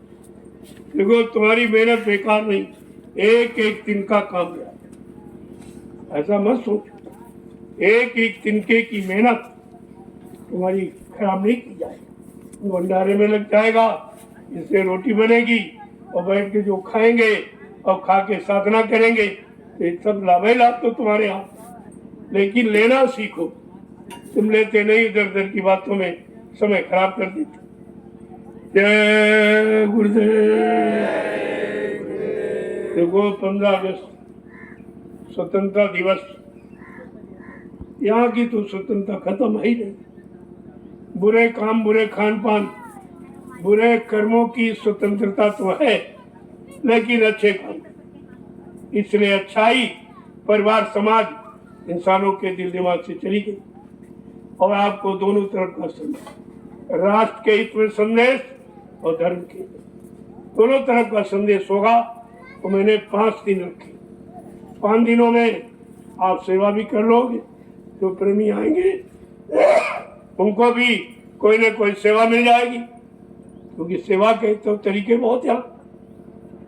कोई सेवा नहीं तो यहाँ खोदो वहाँ डालो, वहाँ की फिर डालो, ये भी कराएगी। सेवा में कोई शंका अगर पैदा न हुई तो सेवा का लाभ नहीं। तुम यहाँ शंका पैदा करते, यहाँ के खुदवा रहे, यहाँ के डोलवा रहे, तुम्हें क्या मालूम कि खोदने में कितने कर्म कटे और मिट्टी उठाने में कितने कटे और मिट्टी डालने में फिर कितने कटे। फिर वहां से लोग उठाएंगे प्रेमी, वहां डालेंगे, उनके कट जाएंगे। यहाँ केवल कर्म काटने की कला है और यही तुमको जाने में अड़चन लगाती। जब तुम कर्म कर्जा नहीं अदा होगा आप जा नहीं सकते। तो उसकी अदायगी के लिए ये सरल तरीका है भूमि सेवा और परमार्थी भूमि सेवा। जो परमार्थ श्रमदान सेवा आप करते हो, ये सब इसीलिए कराया जा रहा कि सबसे बड़ा कर्जा जमीन का, क्योंकि यहाँ आप इसी पर पैदा हुए, इसी पर रह रहे हो और अच्छे बुरे सभी काम करते हो। तो कितनी बार कितना कर्जा आप लाते हैं और उसका कर्जा कोई अदा नहीं कर सकता। भूमि का कर्जा कोई नहीं, लेकिन यहाँ भूमि का कर्जा भी अदा कराया जा रहा कि भूमि तुम्हारी गाड़ी कमाई से खरीदी जा रही और उसी भूमि पर तुमको तन की सेवा मिल रही, परमार्थी सेवा मिल रही। और जो तुम सेवा करके बनाओगे व्यवस्था आगे आने वाले भविष्य में, तो करोड़ों लोग इसका लाभ उठाएंगे, ये लाभ आपको मिलेगा। तो किसी तरीके से लाभ आपको मिल जाए, यहाँ वही व्यवस्था बनाई जाती है। अपनी बुद्धि आप मत दौड़ाओ, न फेल हो जाओ। शंका आ गई तो सब काम बिगाड़ देगी, और इसमें शंका स्वाभाविक है, क्योंकि ये काम किसी ने किया नहीं और आपने देखा भी नहीं और आपने किया भी नहीं है, तो शंका तो आ सकती। लेकिन जो करा रहा है उसको तो मालूम है कि आपको लाभ कैसे दिया जाए, आप तो लाभ कैसे पहुंचाया जाए। तपस्या आप कर नहीं सकते हो, संयम आप कर नहीं सकते हो, त्याग आप कर नहीं सकते हो, लेकिन ये सबसे बड़ी कलयुग की तपस्या है कि धूप में बरसात में आप जो ये परमार्थी श्रमदान सेवा कर रहे हो, इसमें कितने लाखों लोगों का परमार्थ छिपा हुआ। जय गुरुदेव। अब आप लोग चलिए वहां पर, उधर किनारे एक झंडा गाड़, उधर जो गेट अपना है उसके सामने जो आपने साफ किया उसको थोड़ा साफ कर दो, वही बिगाड़ दो झंडा, ताकि वो भी काम लोगों का। इस जमीन से कितना काम कराया जाए, ये भूमि कर्जा ऐसे अदा होगा, कितने काम तुम्हारे हो रहे। झंडा गाड़ कर कितनी प्रेत आत्माओं को शांति मिलेगी, कितने तुम्हारे कर्म कटेंगे, ये कितना बड़ा लाभ है। और एक पैसे का खर्चा नहीं, संत बस खर्चा नहीं कराता, और खर्चा भी कराएगा तो उसकी चर्चा नहीं कराएगा। आप जो सेवा देते हो कहीं कोई चर्चा नहीं करता कि हमने इतनी दी, इतनी बोल जाता, और देकर न दिया, यही दान की परिभाषा है। देकर भी न दिया, ऐसा भाव पैदा हो गया, यही दान की शुद्ध परिभाषा है। देकर भी नहीं दिया, अपने कर्म को काटने के लिए आदेश पालन किया। जय गुरुदेव। अब आप चलिए, पहले वहां नाश्ता ले लो, आगे होगा या आ जाएगा तो उसको बैठ के बराबर, तो थोड़े से बांस के पट्टी डंडे ले लो, उससे बराबर करने में सुविधा हो गई, तुम्हारे हाथ में कांटे वाटे नहीं लगेंगे और बढ़िया बराबर हो जाएगी। और ठोक दो, क्योंकि अभी ये जमीन धसेगी, जब तुम उसमें है तो सेवा तो सबको मिलनी चाहिए। कुछ को काटने की सेवा, कुछ को उठाने की सेवा, और कुछ को बाद में कूटने पीटने की सेवा। कितनी जमीन पर कितने तरह की सेवा जुड़ गई। देखिए, जब इसको देखोगे तभी तो तुम्हारी समझ में आएगा। अब आप लोग चलिए। जय गुरुदेव।